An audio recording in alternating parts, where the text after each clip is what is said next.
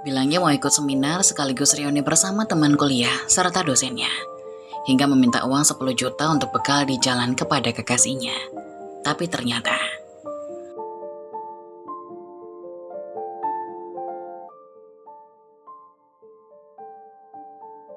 kamu jadi nginep di Bogor, emangnya nggak bisa langsung pulang aja? Kalau udah selesai seminarnya, langsung pulang aja, kata Farida sambil menatap Tristan. Sebelum Tristan pergi, Farida menyempatkan datang ke rumah kekasihnya itu. Karena hari ini Tristan, kekasih Farida, akan pergi ke Bogor dengan alasan ada acara seminar di kampusnya yang dulu.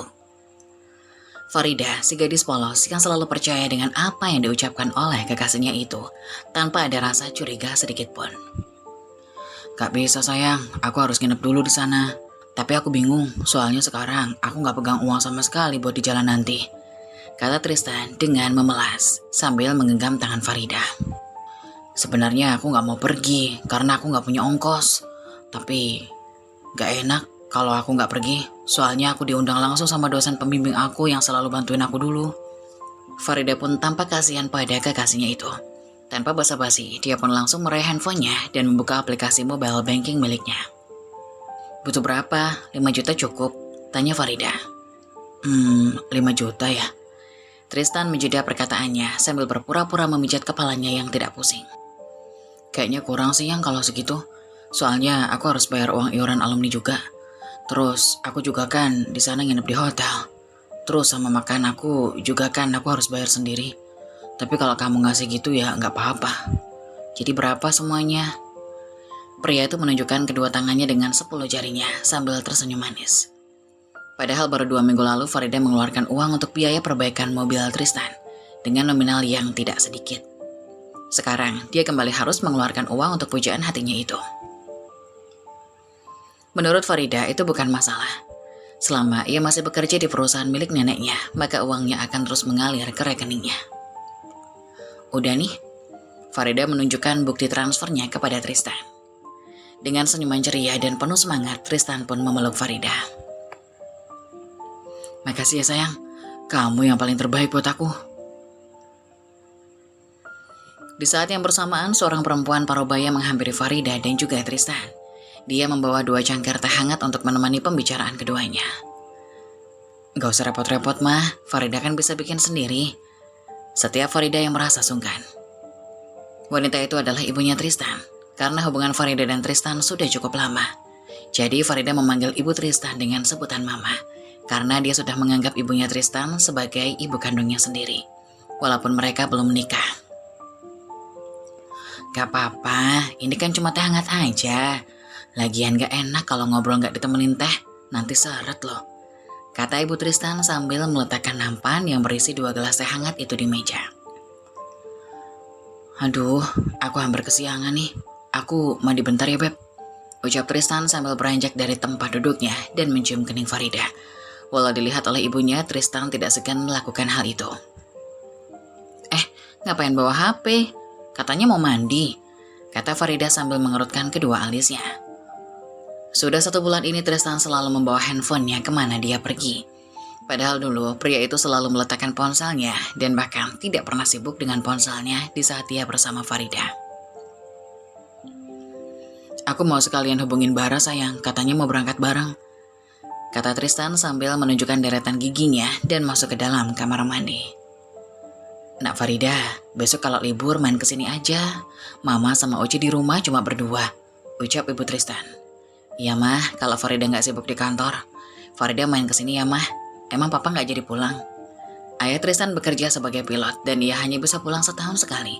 Itu pun hanya sebulan di rumah. Sisanya kembali ke tempat bekerja. Akan tetapi sudah setahun ini ayah Tristan tak kunjung pulang dengan alasan banyak pekerjaan. Mama nggak tahu nah, soalnya papa nggak bisa dihubungin. Seketika raut wajah ibunya Tristan berubah saat membicarakan tentang suaminya. Sehingga Farida langsung mengalihkan pembicaraan sampai akhirnya Tristan sudah siap untuk berangkat. Sebagai kekasih yang baik, Farida membantu membawakan barang-barang Tristan ke mobil dan menyusunnya dengan rapi. Padahal di rumahnya sendiri dia tak pernah melakukan hal itu. Setelah semuanya sudah siap, Tristan pamit pada Farida dan juga ibunya. Tak lama kemudian setelah Tristan pergi, Farida pun pamit karena harus segera kembali ke kantor. Farida sempat jatuh sakit selama 3 hari sehingga banyak kerjaan yang tertunda dan harus ia selesaikan sesegera mungkin. Setelah ia merenggangkan otot-ototnya, dia pun menatap jam dinding yang ternyata sudah pukul 8 malam. Pantas saja suasana kantor sudah sepi. Tak lama terdengar suara ketukan dari luar dan memunculkan wajahnya di kaca. Seketika Farida terkejut, ternyata itu seorang perempuan berambut panjang yang juga membawa 2 cangkir kopi di tangannya. Siapa lagi kalau bukan Vivi, sahabatnya Farida. Bisa nggak sih kalau masuk itu jangan bikin orang kaget? Udah rambutnya panjang, nggak diikat lagi. Ucap Farida mengerutu sambil membereskan berkas-berkas yang ada di meja kerjanya. Ngopi dulu nih biar melek, kata Vivi sambil meletakkan 2 gelas kopi di atas meja. Kalau kerja itu ingat waktu, kata Vivi menasihati sahabatnya. Terus lo ngapain di sini? Tanya Farida sambil menunggu kopi yang dibawakan oleh Vivi. Gue lagi galau nih. Tiada hari tanpa kata galau, itulah Vivi. Setiap dia datang ke ruangan Farida atau setiap ia menelpon, ia selalu saja membicarakan hal yang sama. Kan gue udah bilang, laki-laki gila kayak suami lo itu harusnya ceraiin aja. Cowok lain masih banyak yang lebih baik mau sama lo, kata Farida menasihati sahabatnya. Core, apaan emang? Lo pikir pernikahan itu kayak orang pacaran, segampang itu putus nyambung? Hubungan Vivi berbeda dengan Farida. Farida selalu memberikan apapun yang dibutuhkan oleh Tristan. Akan tetapi, Vivi selalu diberikan apa yang dia inginkan oleh Sofyan suaminya. Wajar saja sih, karena mereka memang sudah menikah. Jadi berbeda dengan Farida yang sudah lama pacaran, tapi tak kunjung dinikahi oleh Tristan. Walaupun dia selingkuh berkali-kali, kata Farida sambil menyatukan kedua alisnya. Terus apa bedanya sama cowok lo? Ucap Vivi dengan wajah juteknya. Siapa yang selingkuh? Dia itu gak pernah, tapi lo yang selalu nutup mata dan telinga. Seakan gak tahu dan gak mau tahu padahal lo tahu. Vivi langsung menyelam perkataan Farida dan mereponselnya dari dalam tas. Farida tidak pernah percaya apa yang dikatakan oleh Vivi. Menurut Farida, sebelum ia melihat dengan mata kepalanya sendiri, dia tidak akan pernah percaya omongan orang. Mereka berdua kembali menikmati secangkir kopi. Lalu tiba-tiba, apa-apaan nih? Kata Vivi dengan kesal sambil menatap layar handphonenya dan beranjak dari tempat duduknya. Ada apa sih? Tanya Farida dengan wajah kesal. Bukannya menjawab, Vivi malah langsung menangis histeris, lalu membanting ponselnya ke lantai hingga hancur berkeping-keping. Sepertinya ada kejadian buruk yang menimpa Vivi dan Farida harus segera bersiap-siap, karena sebentar lagi pasti akan ada kesialan yang jatuh menimpanya. Percaya tidak percaya, kalau salah satu mendapatkan kesialan, maka itu akan menular. Dan itu pasti akan terjadi dalam waktu dekat ini. Lo kenapa? Cerita dulu, jangan langsung nangis. Gue gak ngerti. Anterin gue sekarang, kata Vivi langsung menarik tangan Farida dan bergegas meninggalkan kantornya. Vivi menghentikan mobilnya di salah satu tempat clubbing yang tersembunyi di dalam sebuah mall. Lebih tepatnya lagi di antara deretan ruko yang ada di luar mall. Vi, ngapain kita kesini? Senakal-nakalnya Farida bersama sahabatnya, tapi dia tidak pernah menginjakkan kaki di tempat seperti itu. Ada pisau enggak? Bukannya langsung menjawab, Vivi malah sibuk mencari barang yang sama sekali tidak pernah Farida bawa. Ngapain sih Vi? Buat apa? Tanya Farida kebingungan. Tiba-tiba Vivi langsung keluar dari mobil dengan wajah sangarnya, membuat Farida semakin bertanya-tanya. Farida yang tidak ingin sendirian di dalam mobil memutuskan untuk ikut masuk ke dalam bersama Vivi. Betapa terkejutnya dia ketika mereka disambut perempuan dengan pakaian kurang bahan, dengan memperlihatkan belahan dada dan lekuk tubuh mereka sangat terlihat jelas. Cari siapa kak? Tanya petugas keamanan yang sedang berjaga di depan meja resepsionis. Saya mau ke room 205, jawab Vivi dengan tegas. Pria bertubuh kekar itu langsung menoleh ke arah petugas resepsionis, lalu berbisik padanya. Entah apa yang sedang mereka diskusikan, tapi sepertinya mereka mencoba menghalangi Vivi untuk masuk ke dalam. Lama. Ia langsung masuk begitu saja. Kemudian petugas keamanan itu kemudian berlari mencegah Vivi untuk masuk ke ruangan itu. Maaf kak, jangan masuk dulu, kata petugas keamanan itu menarik tangan Vivi yang kecil, sehingga membuat Vivi hampir saja terjatuh. Weh, jangan kasar gitu dong, bentak Farida tak terima melihat sahabatnya diperlakukan seperti itu. Walaupun tubuhnya tidak sebesar petugas keamanan itu, tapi kekuatan Farida lebih besar daripada Vivi. Lo jadi petugas keamanan jangan kasar dong. Maaf kak, saya nggak sengaja, tapi kakaknya jangan masuk dulu, kakak tunggu di sini saja. Ucap petugas keamanan itu sambil menatap Farida dan Vivi bergantian. Ngapain gue harus nunggu, ha? Lo mau ngumpetin pelakor gitu? Bentak Vivi. Seketika Farida menoleh ke arah Vivi dengan wajah kaget, karena sampai detik ini pun dia belum tahu kenapa Vivi mengajaknya ke tempat ini. Maaf kak, bukan begitu, tapi... Awas! Bentak Vivi. Akan tetapi badan petugas keamanan itu lebih besar daripada badan Farida dan Vivi, sehingga menghalangi jalan untuk mereka lewat. Vivi! Suara seorang wanita membuat Farida dan Vivi menoleh ke arah suara. Seorang wanita berlarian dengan memakai pakaian dress mini dan high heels. Dengan nafas yang tersengal-sengal, perempuan itu berbisik kepada petugas keamanan. Hingga akhirnya Farida dan Vivi bisa masuk ke dalam tanpa dihalangi lagi. Wanita itu menggandeng tangan Vivi dan membawanya ke sebuah ruangan, di mana banyak perempuan yang memakai pakaian kurang bahan itu sedang berkumpul. Tolong semuanya keluar dulu, mami ada tamu penting, ucap wanita itu. Yang kemudian mereka semua mengikuti perkataan wanita itu dan keluar satu persatu. Minum dulu nih. Wanita itu memberikan 2 botol air mineral kepada Farida dan juga Vivi. Kenapa lo harus ribut di depan? Kan gue udah bilang, kalau lo mau kesini lo tinggal bilang nama gue aja. Gimana gue gak bikin ribut setelah gue lihat foto pelakor lagi mesra-mesraan sama suami gue? Jawab Vivi sambil meremas botol minuman yang telah habis. Ya gue paham Vi, tapi gak gini caranya. Kalau gini yang ada suami lo malah kabur. Untung aja gue bilang sama security supaya gak kabarin suami lo kalau lo ada di sini. Tatapan wanita itu kini beralih kepada Farida. Ini Farida? Tanya wanita itu. Farida hanya menganggukkan kepala. Lalu entah tahu dari mana dia dengan Farida. Yang jelas Farida tidak pernah mengetahui jika Vivi punya teman yang bekerja di tempat seperti ini. Kenalin, gue Luna, temannya Vivi. Wanita itu sambil mengeluarkan tangannya kepada Farida. Farida, ucapnya menerima uluran tangan dari Luna dan keduanya bersalaman. Udah buruan, kapan kita datenginya? Gue udah gak sabar nih pengen bejek-bejek laki gue. Kalau kelamaan yang ada mereka keburu makin mabuk. Mereka lagi naik, barang yang mereka pakai bagus, jadi bakal lama sadarnya. Mending lo sabar dulu. Entah apa yang sedang dibicarakan oleh Luna. Sebagai orang awam, Farida sama sekali tidak paham arti dari perkataan Luna. Yaudah gak apa-apa, biar sekalian. Mereka gue kasih shock terapi. Tapi jangan bikin keributan ya, ntar gue yang kena. Oke, aman. Vivi beranjak dari tempat duduknya. Ayo cepetan, kata Vivi tak sabar. Akhirnya mereka bertiga pergi ke ruangan 205 yang ada di lantai 2.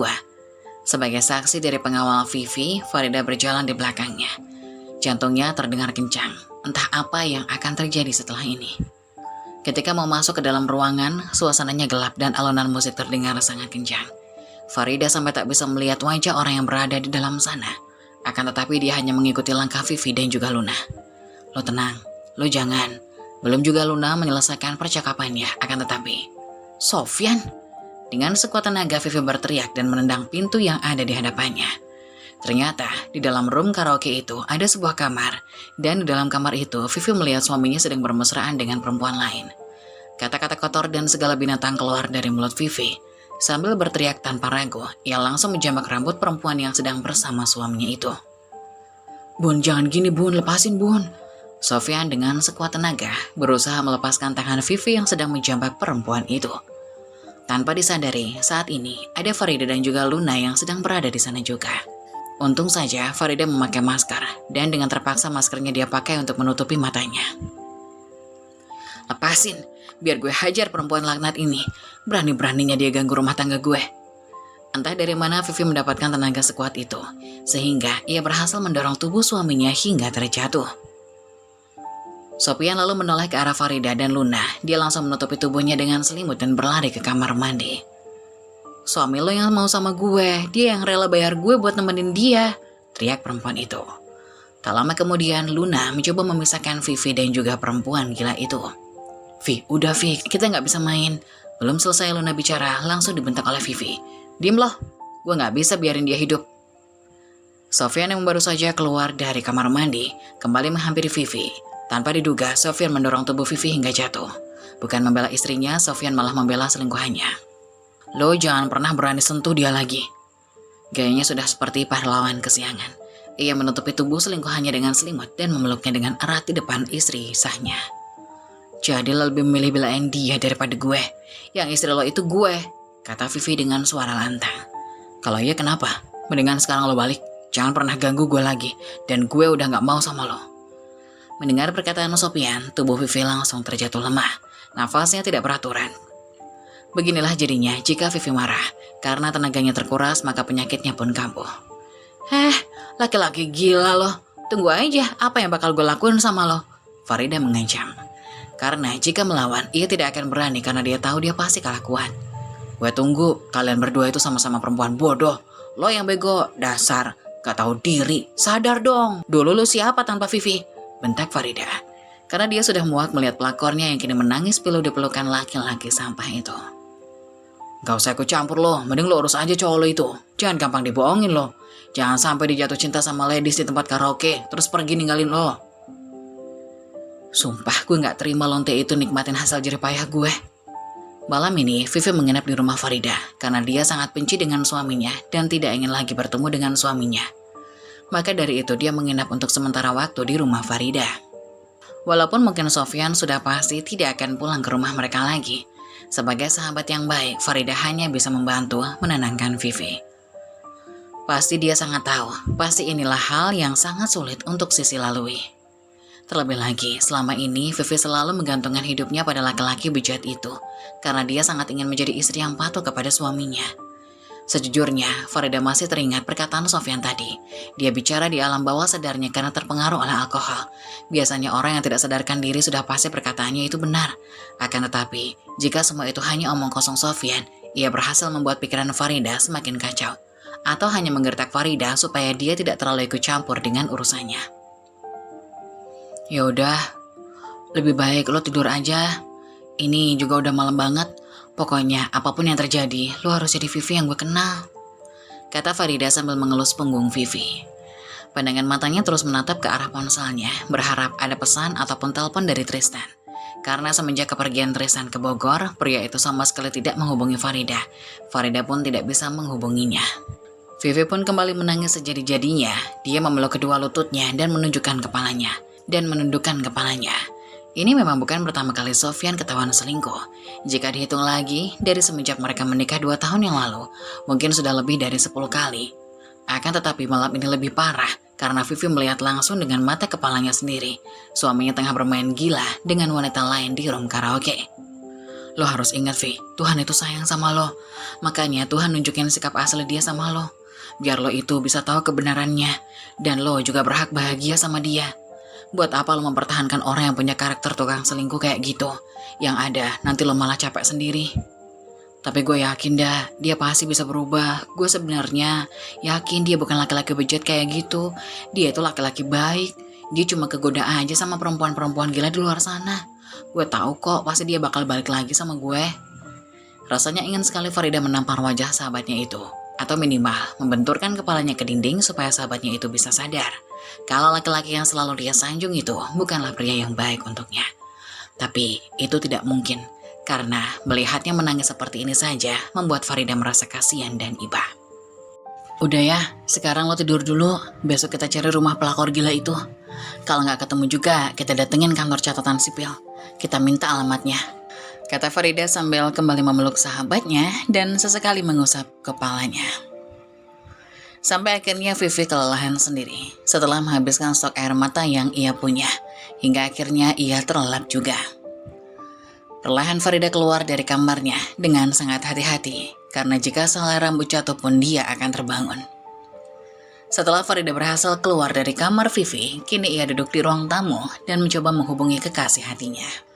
Setelah apa yang terjadi pada sahabatnya, perasaan gundah itu muncul di dalam hati Farida. Aduh, kemana sih Tristan? Susah banget dihubungin. Ditelepon gak diangkat, chatting gak dibalas, ucap Farida menggerutu. Sambil terus mengetik pesan untuk Tristan, dia berharap pria itu akan membalas pesannya.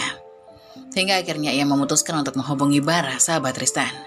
Untung saja, seminggu yang lalu Farida sempat menanyakan nomor ponsel Bara saat mereka sedang bertemu tanpa sepengetahuan Tristan. Halo Da, ada apa? Sapa Bara dari ujung telepon. Suaranya terdengar berat. Sepertinya dia sudah terlelap tidur karena hari sudah menunjukkan pukul 1 malam. Maaf Bar, pasti kamu udah tidur ya? Iya Dak, kenapa? Ada apa telepon malam-malam begini? Tristannya udah tidur. Apa? Tidur? Maksudnya? Loh, bukannya Tristan lagi sama kamu ya ke Bogor? Ke Bogor ngapain? Gak ada kok Dak. Kebetulan gue lagi di Malang nih, lagi nganterin orang tua gue. Emang si Tristan kemana? Mendengar perkataan Bara, perasaan Farida semakin seperti disambar petir. Tangannya gemetar, jantungnya berdetak kencang. Nafasnya tak beraturan. Dia sangat syok dengan jawaban dari Bara. Jadi, kamu lagi gak sama Tristan? Farida mendadak gugup untuk bicara lagi. Enggak ada, aku lagi sama orang tuaku. Emangnya Tristan gak ada hubungin kamu? Dia bilang lagi seminar sama kamu di Bogor. Aku pikir kamu... Farida menghentikan perkataannya, karena dia sudah tak kuasa menahan air matanya. Seketika dia teringat ucapan Sofyan tadi. Farida, kamu gak ketiduran kan? Suara Bara kembali terdengar di ujung telepon. Bar, aku boleh minta tolong sama kamu nggak? Ucap Farida sambil terisak tangis. Lah, kok kamu nangis? Kenapa? Duh, aku jadi nggak enak nih. Tolong kamu tanya sama Tristan, dia lagi ada di mana? Atau kalau nggak, kamu tanya sama teman kamu yang ada di Bogor siapa? Soalnya dari tadi siang sampai malam ini dia nggak ada kabar, susah juga dikabarin. Selama ini Farida tidak tahu harus menghubungi siapa saat ia kehilangan kontak dengan Tristan. Karena Tristan melarang Farida untuk berhubungan dengan semua teman-teman. Untung saja, Bara mau membantu Farida untuk mencari tahu keberadaan Tristan. Sambil menunggu kabar dari Bara, Farida kembali ke kamarnya dan bersiap-siap untuk pergi menyusul Tristan. Dia tidak peduli walaupun ini sudah larut malam. Yang pasti, Farida harus bertemu dengan Tristan malam ini juga. Betapa hancur hati Farida setelah dia tahu ternyata saat ini Tristan sedang berada di salah satu hotel mewah yang masih di sekitar kota Jakarta. Bukan di Bogor seperti apa yang dikatakan oleh Tristan pada Farida. Sudah sejam lebih Farida dan Vivi menunggu di lobi hotel. Vivi yang sedang dalam keadaan tidak baik-baik saja pun terpaksa harus ikut pergi mengantar Farida. Udah hampir jam 3 nih, ayo buruan, ajak Vivi dengan sudah tidak sabaran. Bentar, gue nunggu info lanjutan dari Bara dulu. Gue juga gak tahu dia ada di kamar berapa. Info dari Bara, Tristan ada di Hotel Galaxy, tapi Bara juga gak tahu Tristan ada di hotel nomor berapa. Tidak ingin menunggu lebih lama, akhirnya Vivi memberanikan diri untuk bertanya pada resepsionis hotel. Halo kak, saya mohon jangan malam ini ya, kalau mau ke kamarnya. Kita tunggu sampai besok pagi saja kak, soalnya perkataan dari resepsionis itu pun disimak oleh Vivi. Mas, jangan sampai saya bawa polisi ke sini ya, ancam Vivi kepada resepsionis. Tak lama, resepsionis itu pun memberitahu di mana kamar Tristan. Namun dia meminta untuk tidak mendatanginya malam ini karena takut mengganggu ketenangan tamu yang lain. Akan tetapi, bukan Vivi namanya kalau ia tidak berhasil memaksa masuk.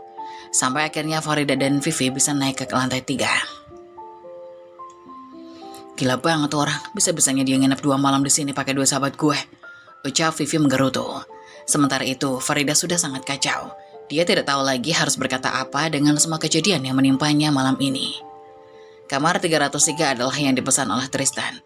Kini mereka sudah berada di depan kamar tersebut. Tanpa menunggu lama, Farida langsung mengetuk pintu kamarnya. Housekeeping mas, teriak Vivi. Namun hening, tak terdengar suara apapun dan tidak ada jawaban sama sekali. Sudah berkali-kali Farida dan Vivi mengetuk kamarnya, tapi sayangnya tidak ada tanda-tanda kehidupan dari dalam kamar tersebut. Hingga pada akhirnya, Farida dan Vivi memutuskan kembali ke lobi hotel. Dan betapa terkejutnya saat mereka tiba di depan lift. Farida melihat Tristan keluar bersama perempuan yang memakai pakaian serupa seperti di tempat clubbing tadi. Mereka sama-sama terdiam, dan hampir saja Tristan menutup liftnya kembali. Tapi dengan cepat Vivi menendang kaki Tristan hingga pria itu terjatuh. Kata-kata kotor yang tadi diucapkan oleh Vivi untuk suaminya kini keluar dari mulut Farida yang diucapkan untuk kekasihnya itu.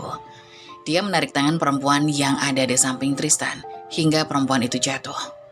Farida, bentak Tristan. Dia tidak terima perempuan bayarannya diperlakukan seperti itu. Bau alkohol pun tercium dari mulut keduanya. Sepertinya mereka baru saja pulang dari tempat dugem. Jangan kasar kamu, jangan pernah kamu. Plak! Satu tamparan akhirnya berhasil mendarat di pipi Tristan. Keterlaluan lo udah manfaatin gue, nipu gue, balikin semua duit gue. Farida teriak sambil menangis histeris. Sayang, ayo kita pulang, aku gak kuat, mau muntah. Rengek perempuan itu sambil bermain jadi lengan Tristan. Iya bentar ya, jawab Tristan dengan halus. Bahkan dengan sengaja Tristan membelai pipi perempuan itu di hadapan Farida. Perasaan Farida kini mulai hancur sehancur-hancurnya.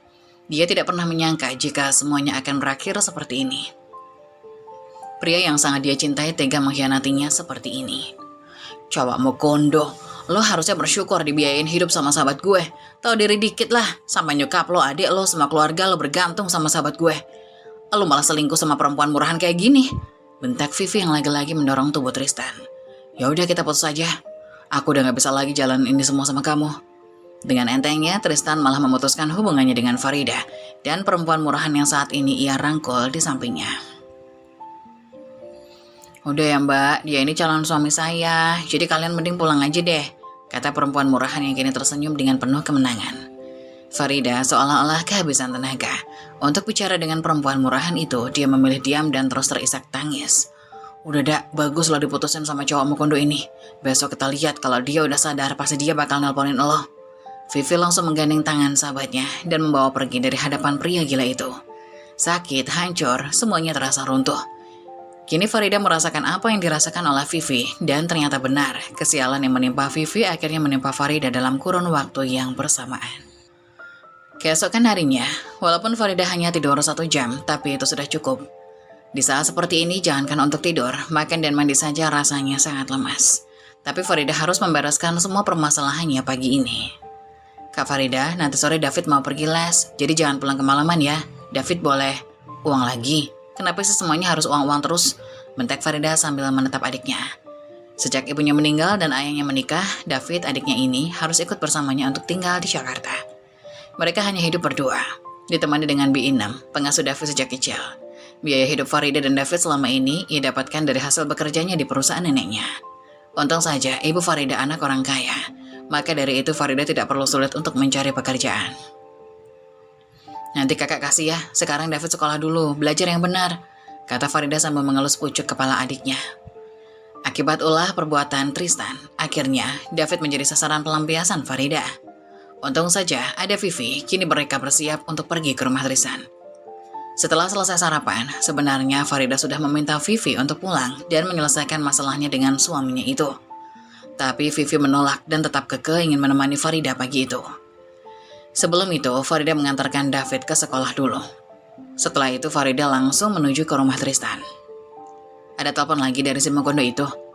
Tanya Vivi yang terus fokus pada setirnya. Ada. Sejak pukul 5 pagi, Tristan terus menghubungi Farida. Sampai ada 200 panggilan tidak terjawab. Akan tetapi Farida tetap mengabaikannya. Mungkin pria gila itu baru sadar dari pengaruh alkoholnya. Ia menyadari jika ATM berjalannya akan hilang. Gak usah dijawab. Apapun yang terjadi pokoknya gak usah.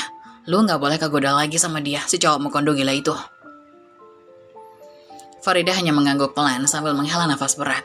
Akhirnya mereka sampai di depan rumah Tristan dan disambut hangat oleh ibu Tristan. Sepertinya perempuan parubaya itu tidak tahu apa yang terjadi pada anaknya.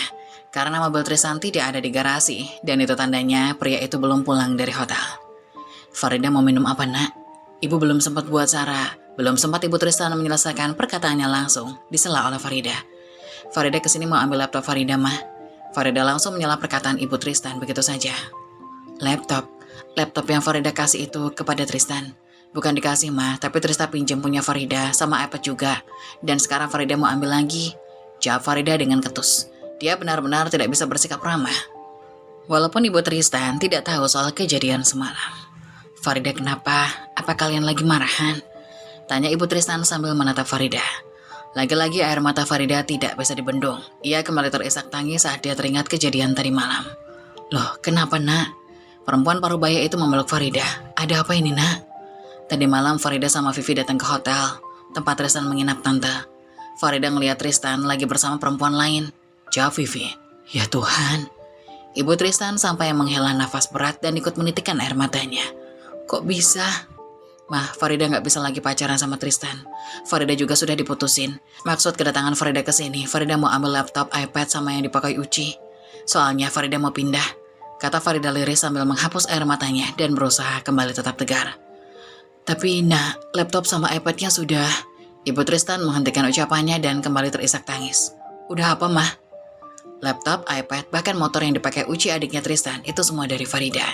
Awalnya Tristan hanya bilang pinjam, namun sudah hampir 1 tahun barang itu sudah tidak pernah dilihat lagi keberadaannya. motor yang masih terlihat karena selalu dibawa oleh Uci ke sekolahnya. Di saat yang bersamaan terdengar suara mobil yang baru saja berhenti di depan rumah. Langkah kakinya terdengar semakin dekat. "Pagi, Mah." Yang selalu Farida rindukan, suara yang selalu membuatnya merasa tenang, kini menjadi suara yang tidak pernah lagi Farida inginkan. Laki-laki yang kini berada di depan pintu sambil menatap Farida dan ibunya bergantian. "Kenapa kamu lakukan hal itu, Nak? Kenapa kamu melakukan apa yang papamu lakukan kepada Mama, Nak? Kenapa?" tanya ibu Tristan sambil menangis histeris. "Mah, Tristan gak gitu. Mana laptop sama iPad gue? Balikin sekarang juga," bentak Farida yang langsung beranjak dari tempat duduknya. "Farida, aku mohon, aku minta. Gak ada, gak bakalan gue maafin loh." "Apa? Kamu telah menjual semuanya?" Ternyata arti kata pinjam bagi seorang Mokondo itu sama seperti memberi. Makanya dengan gampangnya dia menjual semua barang-barang yang sudah Farida pinjamkan kepadanya. Sebenarnya gak perlu kaget lagi karena ini bukan pertama kalinya Tristan menjual barang-barang milik Farida tanpa sepengetahuannya. Pada beberapa bulan yang lalu, Tristan juga pernah menjual kamera milik Farida tanpa sepengetahuannya. Saat itu, dia beralasan bahwa ibunya butuh uang untuk biaya sekolah Uci adiknya. Selama ini, pria Mokondo yang selalu disanjung oleh Farida dari setiap harinya di depan semua orang, ternyata memang tidak mempunyai pekerjaan tetap, alias pengangguran. "Maafin aku, waktu itu aku gak mau tahu. Pokoknya gue mau barang gue balik, atau kalau enggak gue bakal laporin lo ke polisi," bentak Farida. Karena ia sudah tidak peduli dengan ibunya Tristan yang juga ada di sana dan mendengarkan bentakannya. "Aku mohon maafin aku, tadi malam aku hilaf. Aku beneran gak sengaja ketemu cewek itu di Jangan bilang gak sengaja," bentak Farida dengan memotong perkataan Tristan. "Udah jelas-jelas kamu nginep sama dia di sana. Udah 2 hari kamu di hotel itu, dan kamu masih mau bilang kalau itu gak sengaja." Udah. Sambil terisak, ibu Tristan mencoba melerai pertengkaran mereka berdua. Sebagai seorang ibu dan seorang perempuan yang sama-sama mengalami hal yang serupa, yaitu diselingkuhi oleh pasangannya, ibu Tristan juga tahu apa yang dirasakan oleh Farida saat ini. Karena ibu Tristan juga tahu bahwa Farida sangat tulus mencintai keluarganya. "Tristan, Mama minta kamu kembalikan semua barang milik Farida. Dan tolong kamu telepon Uci sekarang juga. Dia suruh pulang secepatnya," perintah ibu Tristan sambil menatap anaknya. "Tapi Mah, tolong jangan buat Mama lebih malu lagi. Apa kamu mau lihat Mama mati mendadak karena ulah kamu?" Pria itu diam lalu menghela nafas berat. Akhirnya dia menghubungi Uci dan memintanya untuk segera pulang ke rumah. Sementara uang iPad dan laptop yang sudah ia jual, ia belum bisa mengembalikannya kepada Farida karena uangnya sudah habis dia pakai dengan wanita murahannya. Tak lama kemudian Uci pulang. Dia belum mengetahui apa yang terjadi di rumahnya. Wajah gadis polos itu berubah seketika saat melihat ibunya sedang menangis. "Mah, Mama kenapa, Mah?" "Mana kunci motor kamu?" "Kunci motor? Emangnya kenapa?" Tatapannya kini beralih pada Farida dan Tristan. "Kalian lagi marahan ya? Kasih kunci motor kamu sama Kak Farida," ucap Tristan. "Loh kok?" Uci menghentikan ucapannya dan menatap Farida. "Sorry ya Uci, kakak udah gak ada hubungan lagi dengan abangmu ini. Abangmu udah mutusin kakak, jadi kakak gak bisa lagi pinjemin kamu motor. Karena kakak mau pindah ke tempat lain, jadi kakak harus bawa semua barang-barangnya," jelas Farida. "Loh, kok pindah Kak?" "Bang, kenapa abang mutusin Kak Farida?" Padahal Farida hanya berbohong dengan mengatakan ia akan pindah. Kemudian ibu Tristan menjelaskan kejadian yang sebenarnya pada Uci. Tentu saja, gadis kecil itu marah kepada abangnya. Dia bahkan melempar kunci motor tersebut ke wajah Tristan. Uci sangat kecewa dengan abangnya itu, karena dia tahu bahwa ayahnya melakukan hal yang sama pada ibunya, sehingga membuat ibunya menangis setiap malam. Dan sekarang abang kebanggaannya malah melakukan hal yang menjijikan, yang sama dengan apa yang dilakukan ayahnya dulu. Setelah drama pagi hari ini telah selesai, akhirnya Farida memutuskan untuk pulang. Meski dia hanya berhasil membawa motor tanpa iPad dan laptopnya, karena sepertinya dia harus merelakan semua barang-barang mewah miliknya. Akhirnya urusan gue udah selesai. Sekarang saatnya kita basmi pelakor gila satu ini lagi," ucap Farida sambil menatap Vivi. "Gue malas berurusan sama dia lagi, Dak. Mending gak usah ya."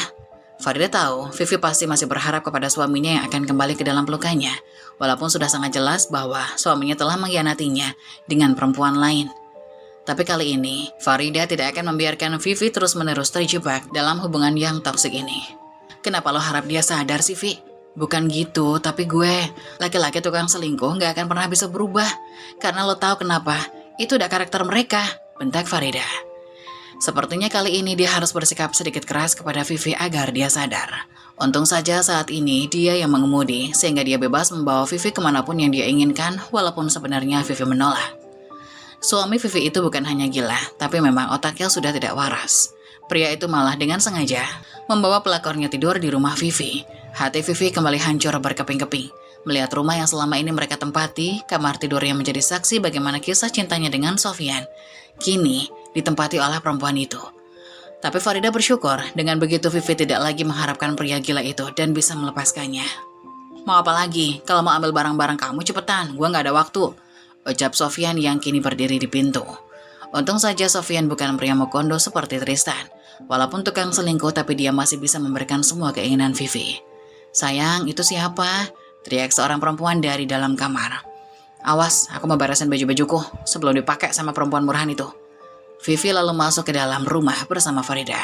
Buruan, kalau udah ngapain sih nyuruh cepet terus? Tanya Vivi lalu menatap Sofyan. Ia risih diikuti terus oleh Sofyan.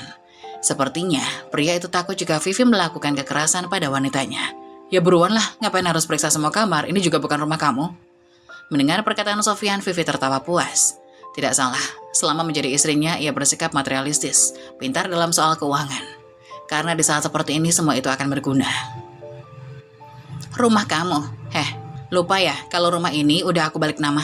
Bukannya kamu yang ngasih itu semua sebagai hadiah perkawinan kita setahun lalu? Kamu lupa?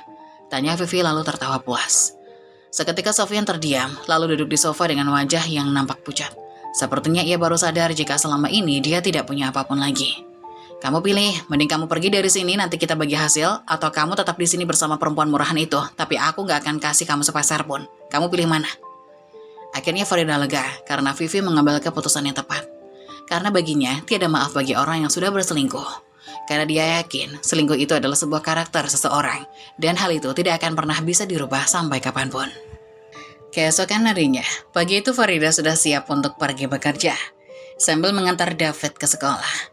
Sudah 2 hari ini dia absen dari kantornya, karena dia belum bisa move on dari kejadian yang membuatnya trauma. Sama halnya dengan Vivi, dia sampai mengambil cuti 1 minggu dan pulang ke kampung halaman. Memang tidak mudah untuk melupakan masa lalu, apalagi Tristan dan Farida tidak pernah ada masalah selama mereka menjalin hubungan. Akan tetapi, hidup harus terus berjalan. Dia tidak mungkin terus-menerus meratapi kisah percintaannya yang tragis. Kak Farida, nanti sore Tante Rita mau kesini, katanya baru pulang dari mana gitu ya, Binem lupa, ucap Binem perempuan parubaya yang sudah Farida anggap seperti ibunya sendiri.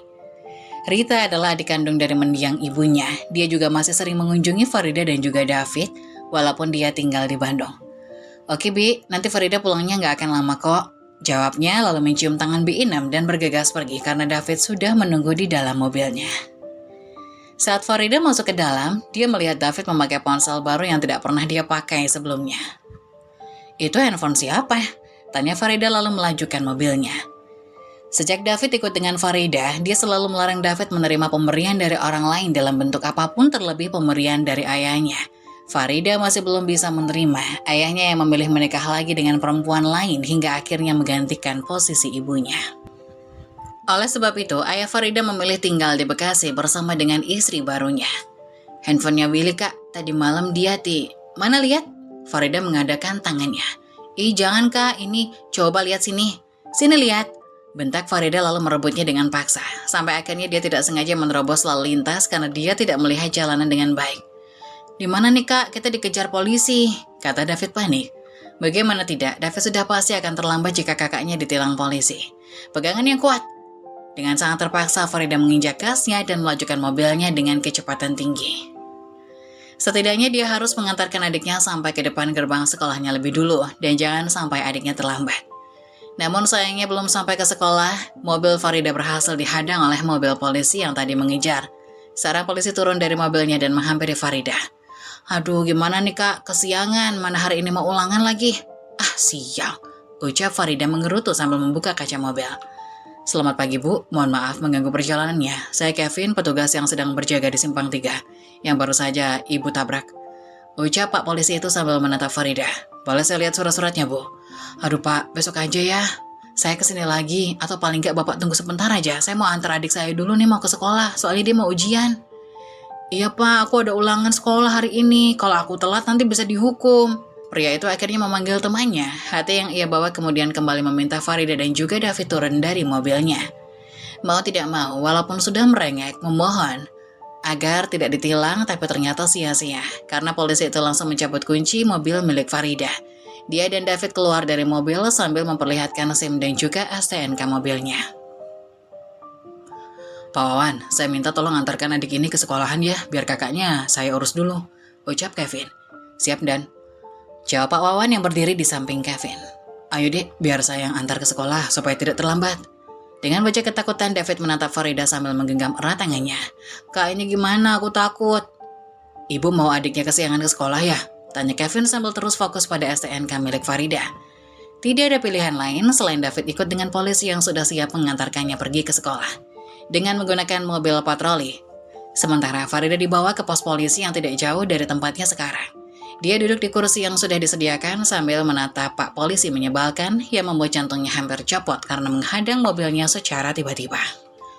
Pak, lama banget sih, cepetan dong, saya bisa telat nih masuk kerjanya. Farida yang sudah tidak sabaran. Bentar ya Bu. Untung saja polisi yang bernama Kevin itu berwajah tampan. Kalau tidak, pasti dia benar-benar sudah sangat kesal dan bete.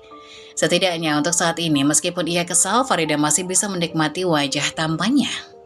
Pak, kalau mau nilang tinggal sebutin aja nominalnya berapa, pasti saya bisa. Ibu Farida, daripada Anda bicara terus, sebaiknya lain kali jangan main handphone saat berkendara, karena itu bisa bahaya. Dan satu lagi, kalau polisi sudah menyuruh berhenti, segeralah berhenti, jangan malah ngajak main kejar-kejaran. Ini STNK-nya, dan ini ponselnya, ini SIM-nya, silakan Ibu bayar dendanya di ATM. Oke Pak, saya akan bayar, jadi saya pergi ya. Farida lalu beranjak dari tempat duduknya dan bergegas pergi. Entah mimpi apa dia semalam, sampai dia harus mendapatkan kesialan seperti ini di pagi hari. Saat mobilnya baru saja melaju, ponselnya berdering. Ia meraih ponselnya dan melihat nomor baru yang tidak dia kenal. Halo, siapa ini? ATM dan pas foto KTP ibu dan suami tinggal di polisi. Dari suaranya seperti polisi yang menyimpulkan tadi, yang membuat paginya sial. Ini siapa? Polisi yang nyebelin tadi? Tanya Farida sambil mengangkat sebelah alisnya. Apa ibu masih membutuhkan ATM-nya? Jika tidak, saya akan memberikan kepada orang yang membutuhkan. Ucapnya lagi dari ujung telepon. Kenapa gak dari tadi sih bilangnya? Ini udah setengah jalan loh Bapak. Masa saya harus putar balik lagi? Kalau gitu nanti saya antarkan ke kantor Ibu Farida saja, karena kebetulan kantor saya melewati kantor Ibu. Ya udahlah, buat Bapak aja, saya bisa bikin ATM lagi kok. Oke kalau begitu, nanti jangan lupa ke kantor polisi dulu ya, buat minta surat kehilangan Bu Farida. Tidak ingat jika ingin membuat ATM baru harus menggunakan surat kehilangan dari kantor polisi. Gimana Bu, sebelum saya berubah pikiran, mau diantar atau Ibu yang ke kantor saya nanti? Sebenarnya bisa saja sih Farida kembali ke pos polisi, tapi dia harus menemui kliennya pukul 10 pagi ini. Jadi mau tidak mau dengan sangat terpaksa Farida harus mengambilnya ke kantor polisi lagi. Ya udah nanti saya aja ke kantor polisi deh. Oke Bu, sekalian ketemu sama suaminya aja, kan suaminya ditahan juga di kantor polisi. Maksudnya? Tanya Farida dengan wajah kaget. Foto pria yang ada di belakang casing handphone Ibu itu suaminya kan? Farida baru ingat kalau dia melepas casing handphonenya karena kebiasaan menaruh ATM di balik casing handphonenya. Jadi ketika ATM-nya dikeluarkan, dia juga melepas casing yang tertinggal di sana. Ternyata dia baru ingat foto Tristan masih ada dipasang di casing handphonenya. Enak aja, bukanlah dia itu. Ya sudah, saya tunggu di kantor. Maksudnya apa nih? Siapa yang ditahan? Ucap Farida dalam hati. Dia pun kembali meletakkan ponselnya hingga tak berselang lama, handphonenya pun berdering dari nomor yang tidak dikenal lagi. Halo Kak Farida, ini Uci. Entah memakai nomor siapa, Uci menghubunginya karena Farida sudah memblokir kontak keluarga Tristan, termasuk Tristan sendiri. Dia tidak ingin ada hubungan apapun lagi dengan keluarga itu. Kenapa, Ci? Kak, bantuin aku nggak tahu harus minta bantuan sama siapa lagi selain sama kakak. Mama masuk rumah sakit, Kak. Terus sekarang Bang Tristan ditahan di kantor polisi. Suaranya terdengar sangat panik. Apa? Kok bisa? Bang Tristan ditangkap di tempat clubbing karena dia pakai barang haram, Kak. Rasa sakit hati Farida ini akhirnya dibayar kontan setelah mendengar mantan pacarnya berada di balik jeruji besi. Selama ini ternyata Farida sudah ditipu habis-habisan oleh pria hidung belang itu yang sangat tidak tahu diri. Setelah dia selingkuh dan memanfaatkan Farida, ternyata dia juga sering menggunakan uang dari Farida untuk membeli barang haram. Aku mohon Kak, tolong bantu aku. Aku nggak tahu lagi mau minta tolong sama siapa selain sama kakak. Mungkin kalau bukan permintaan Uci, Farida tidak akan mau mengunjungi pria gila itu di dalam jeruji besi. Tapi Farida masih menghargai Ibu Tristan dan juga Uci yang selama ini selalu bersikap baik kepadanya. Sesampainya di kantor polisi, Farida dan Uci menemui Tristan. Farida, tolong bantu aku. Keluarkan aku dari sini. Aku nggak tahu harus minta tolong sama siapa selain sama kamu. ucap Tristan memohon. Abang gak malu minta tolong sama Kak Farida, jawab Uci yang duduk di sebelah Farida. Jangan pikir aku sama Kak Farida kesini membantu abang. Aku kesini cuma mau kasih tahu kalau mama masuk rumah sakit gara-gara ulah abang. Puas abang sekarang, hah? Abang hilaf, apa gak tahu semuanya bakal kayak gini? Ucap Tristan lirih. Namun sayangnya Farida tidak percaya lagi dengan kata-kata manis dari Tristan. Dia hanya menjadi penggemar setia sambil menatap mantan kekasihnya yang terlihat sangat menyedihkan. Padahal abang tahu kalau papa udah selingkuhin mama. Sekarang abang melakukan hal yang sama dengan Kak Farida. Abang beneran gak tahu diri. Aku malu punya abang kayak abang. Langsung beranjak dari tempat duduknya dan mengajak Farida untuk pergi. Akhirnya mereka pergi meninggalkan kantor polisi dan kembali ke rumah sakit tempat di mana ibu Tristan dirawat. Farida merasa iba melihat perempuan parubaya yang menyapanya di saat ia datang ke rumahnya. Ia terbaring lemah. Kejadian buruk yang datang bertubi-tubi membuat ibu Tristan hancur dan tidak tahan lagi sehingga jatuh sakit. Gimana abangmu, Ci? Tanya ibu Tristan lirih. Mama gak usah khawatir, gak usah banyak pikiran. Abang baik-baik aja kok di sana. Uci juga udah kasih baju ganti sama makanan. Uci terpaksa harus bohong karena dia tidak ingin ibunya terus-menerus khawatir. Mama harus sehat lagi ya, jangan kayak gini. Kalau bukan mama yang jagain Uci, siapa lagi? Ucap Farida sambil mengelus punggung tangan ibu Tristan. Farida, mama malu sama kamu nak. Mama gagal mendidik anak mama. Maafin mama ya nak Farida.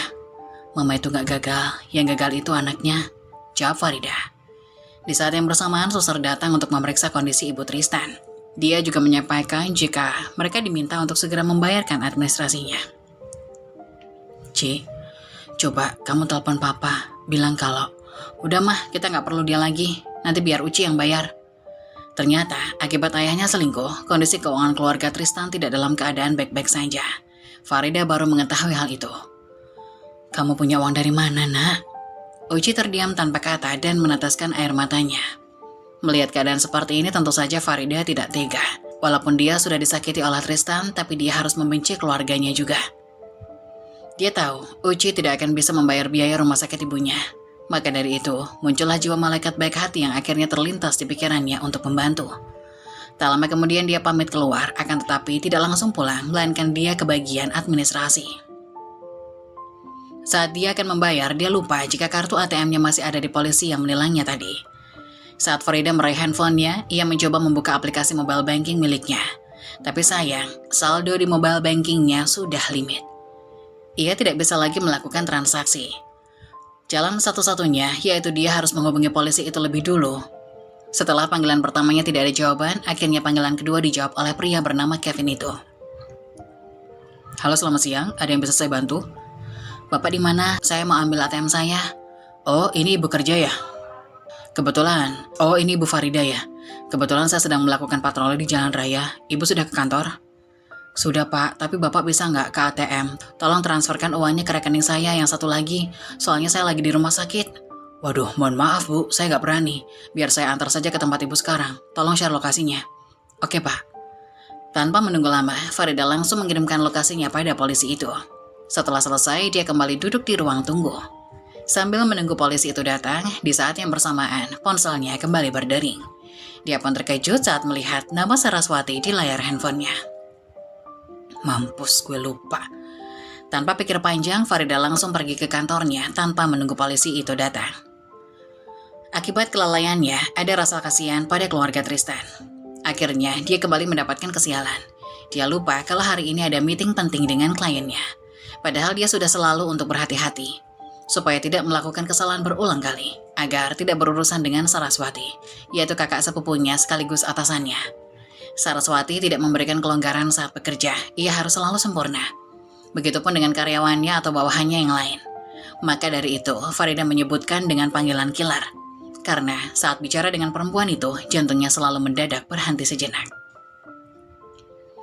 Lain kali, Mbak gak akan maafin kelalaian kamu lagi ya Farida. Kamu harus profesional. Mbak gak mau tahu kalau klien tiba-tiba batalin kontrak kerjasamanya dengan kita hanya karena ulahmu. Mbak gak akan segan untuk pecat kamu, paham? Bentak Mbak Saras. Ini bukan kali pertama Farida dapat ancaman akan dipecat, mungkin sudah lebih dari 10 kali. Namun, Farida selalu diselamatkan oleh neneknya, yaitu pemilik perusahaan itu sendiri. Maaf Mbak, tadi Farida habis dari rumah sakit, soalnya ibunya Tristan masuk rumah sakit. Dan Farida, kamu ini kenapa sih gak ada kapak-kapaknya urusan sama keluarga itu? Dia tuh bukan laki-laki baik, Farida. Dia tuh cuma manfaatin kamu. Kapan sih kamu pinternya? Udah pinter kok, Mbak. Farida udah putus, ucap Farida setengah berbisik. Terus ngapain kamu ke rumah sakit lagi kalau udah putus? Mbak udah dapat infonya nih dari Vivi ya. Kalau si Mukondo itu selingkuh dari kamu, iya kan? Vivi memang tidak bisa menjaga rahasia. Apapun yang terjadi, selalu saja sampai ke telinga perempuan killer ini, yang akhirnya membuat Farida mati kutu. Jadi gimana Mbak? Sekarang apa kerjaan Farida? Soalnya Farida, ia mengingat sesuatu jika ia sudah terlanjur menyuruh polisi itu untuk datang ke rumah sakit. Bahkan tanpa pamit dengan Mbak Saras, ia langsung berlarian kembali ke ruangannya untuk mengambil ponselnya. Dengan nafas tersengal-sengal, Farida meraih ponselnya lalu melihat ada 10 panggilan tak terjawab. Mampus gue, ucap Farida sambil menepuk jidatnya sendiri. Kemudian dia pun langsung menghubungi nomor itu kembali. Iya Bu, saya sudah ada di depan rumah sakit. Di ruangan mana? Tanya pria itu dari ujung telepon. Aduh Pak, maafin saya. Saya tadi ada urusan mendadak Pak. Gini aja deh, nanti saya aja yang ambil ke tempat Bapak. Saya nggak enak udah ngerepotin Bapak terus. Saya juga kebetulan ada kerjaan sekarang, jadi nggak bisa kembali ke rumah sakit lagi. Jelas Farida sambil memijat pelipisnya. Kalau sudah ketiban sial dari pagi hari, dapat dipastikan pasti akan terus mendapat sial sampai malam hari nanti. Dan entah kesialan apa lagi yang akan menghampirinya. Oh, oke deh Bu. Kalau gitu saya lanjut kerja lagi. Nanti kabarin saya ya Bu. Oke Pak, sekali lagi saya mohon maaf. Farida lalu mengakhiri panggilan teleponnya. Benar-benar hari yang melelahkan. Ditambah, hari ini dia harus menyelesaikan setumpuk pekerjaan setelah 2 hari ini dia bekerja malas-malasan. Akibat patah hati memang akan merusak segalanya. Lampu di kantornya sudah hampir padam semua, hanya ruangan saja yang masih terang, menandakan si penunggu masih berada di dalam ruangan itu. Akhirnya selesai juga. Farida menggeliat, lalu melepaskan kacamatanya. Dia menatap jam dinding yang sudah menunjukkan pukul 10 malam. Pantas saja punggungnya terasa mau patah. Ia baru sadar ternyata ia sudah duduk selama 8 jam dan memandangi layar komputernya. Malam ini dia harus mengambil ATM-nya dan menyelesaikan semua urusannya dengan polisi itu, supaya tidak ada lagi urusan dengan polisi yang membuatnya ketiban sial. Farida langsung menghubungi polisi itu dan memintanya untuk mengirim alamat di mana ia akan bertemu nanti. Oke, saya ke sana sekarang Pak. Setelah mendapat lokasinya di mana, Farida langsung menuju ke tempat polisi itu berada. Farida menghentikan mobilnya tepat di depan sebuah warung kecil. Bagaimana pria itu ada di sana? Yang benar aja, ini nggak salah kan? Gumam Farida lalu keluar dari mobil. Dia berjalan dengan tatapan mata yang terus mencari di mana keberadaan polisi itu. Bu Farida, tiba-tiba dari dalam warung dia mendengar suara seorang laki-laki yang memanggilnya. Dia menoleh dan melihat pria itu tengah makan di dalam warung kecil sederhana. Baru kali ini Farida melihat seorang polisi muda yang tidak malu makan di warung kecil seperti ini. Susah nggak cari lokasinya Bu? Tanya polisi itu pada Farida. Gampang sih, cuma agak kaget aja ngelihat polisi makan di warung kecil begini. Biasanya kan mereka selalu hidup hedon. Jawab Farida dengan wajah penuh keheranan. Mas Kevin ini memang beda Mbak, saut seorang perempuan parubaya yaitu pemilik warung tersebut. Dia ini gak mau makan di tempat mewah, tempat langganannya saja cuma warung Budi Sri ini. Kata pemilik warung tersebut sambil tertawa pelan. Gak usah dijelasin lagi Budi, dia gak akan percaya. Bisik Kevin, mengedipkan sebelah matanya. Kevin menarik kursi kosong yang ada di hadapannya, lalu memberikannya kepada Farida. Duduk dulu Bu, ucap Kevin dengan sopan. Makasih Mas, tapi saya nggak punya waktu banyak. Saya masih ada urusan, jadi apa saya bisa langsung ambil kartu ATM-nya sekarang? Farida menengadahkan tangannya pada pria itu. Oh, oke sebentar. Pria itu lalu mengeluarkan dompetnya. Farida pikir dia akan memberikan ATM-nya, tapi ternyata pria itu memberikan uang kepada pemilik warung. Loh, ATM saya mana? Tanya Farida. ATM-nya saya simpan di kantor, Bu, karena itu bukan milik saya. Jawab pria tampan itu lalu keluar dari warung. Beruntung, pria itu sangat tampan, bahkan jauh lebih tampan berkali-kali lipat dari Tristan, mantan Farida.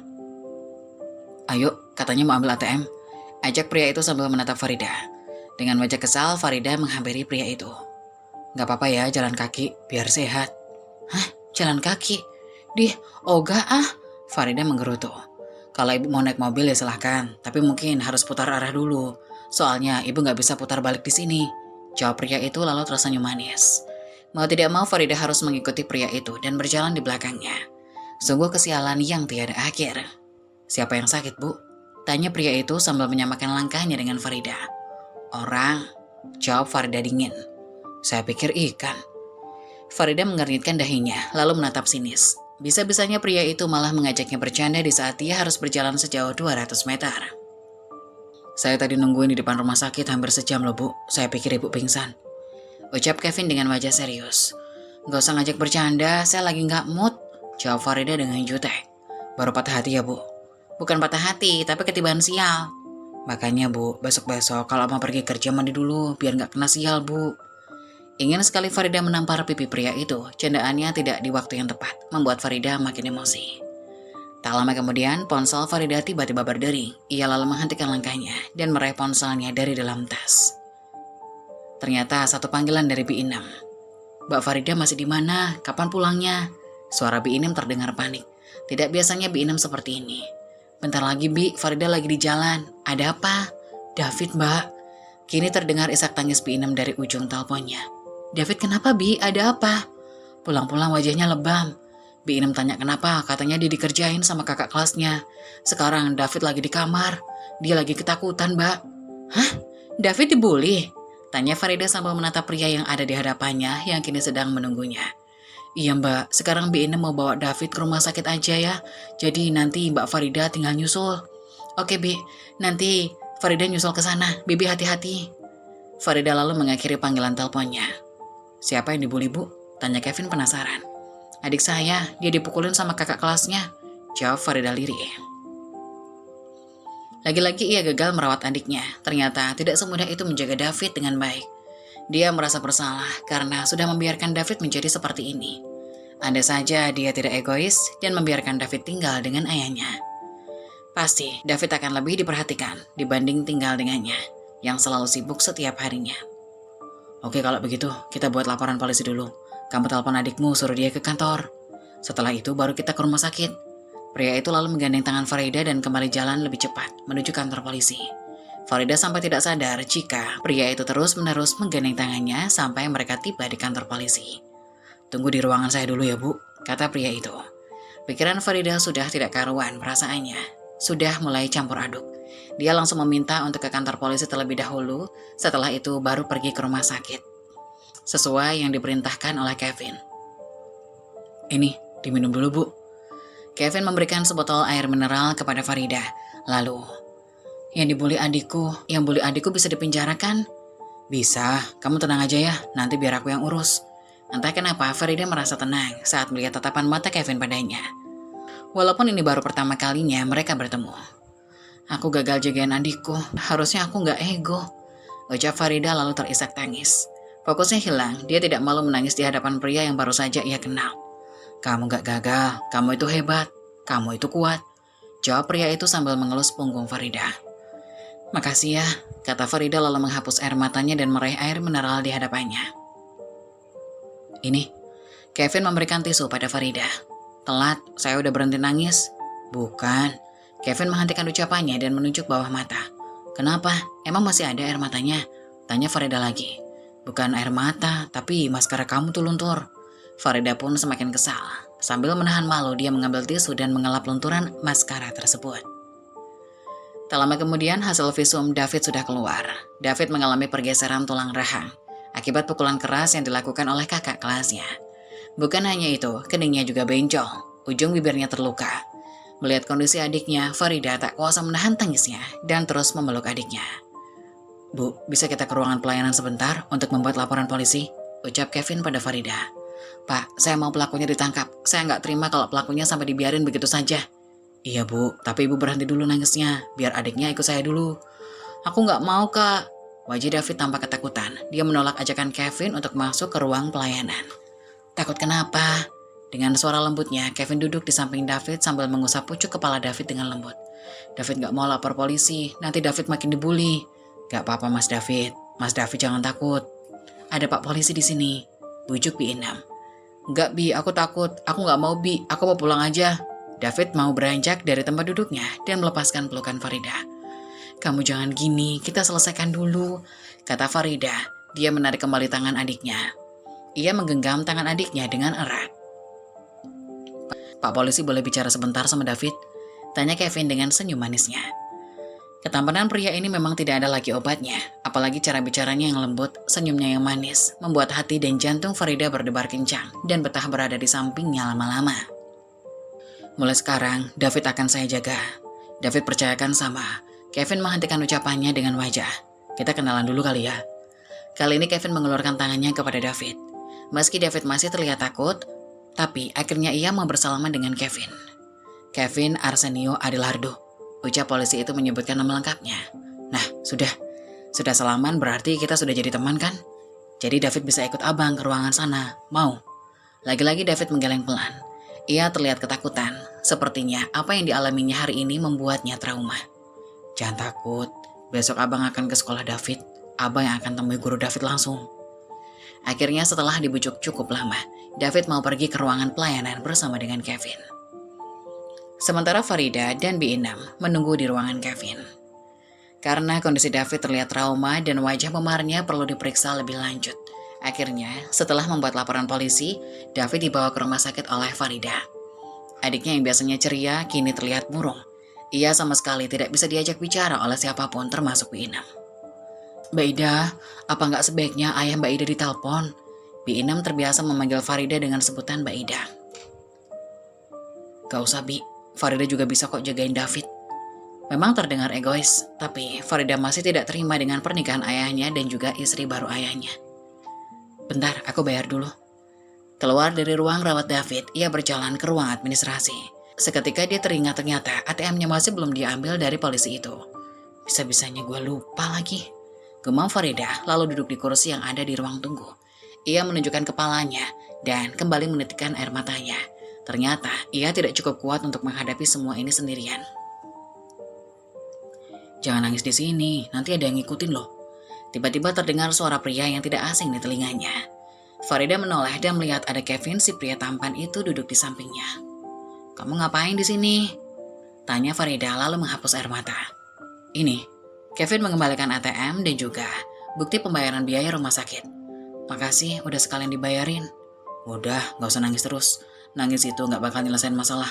Masa Wonder Woman yang suka marah-marah nangis? Malu dong. Maksudnya? Farida bingung. Padahal hanya David yang selalu menyebut dirinya dengan panggilan Wonder Woman. David cerita apa aja sama kamu? Lorong rumah sakit malam itu terasa sepi, dan Farida hanya bisa mendengar suara lembut dari pria tampan yang duduk di sampingnya. Perhatian yang diberikan pria itu memang sangat tulus, tidak seperti Tristan yang akan memuji jika ada maunya saja. Besok aku mau ke sekolah David, apa kamu mau pergi sama-sama? Tanyanya. Kevin mengalihkan pembicaraan. Gak usah, biar aku aja. Aku gak mau ngerepotin kamu. Lagian ngapain juga kamu bantuin aku, kita juga baru kenal. Bukan buat bantuin mbak kok, karena aku udah janjian sama David. Jawab pria itu lalu beranjak dari tempat duduknya.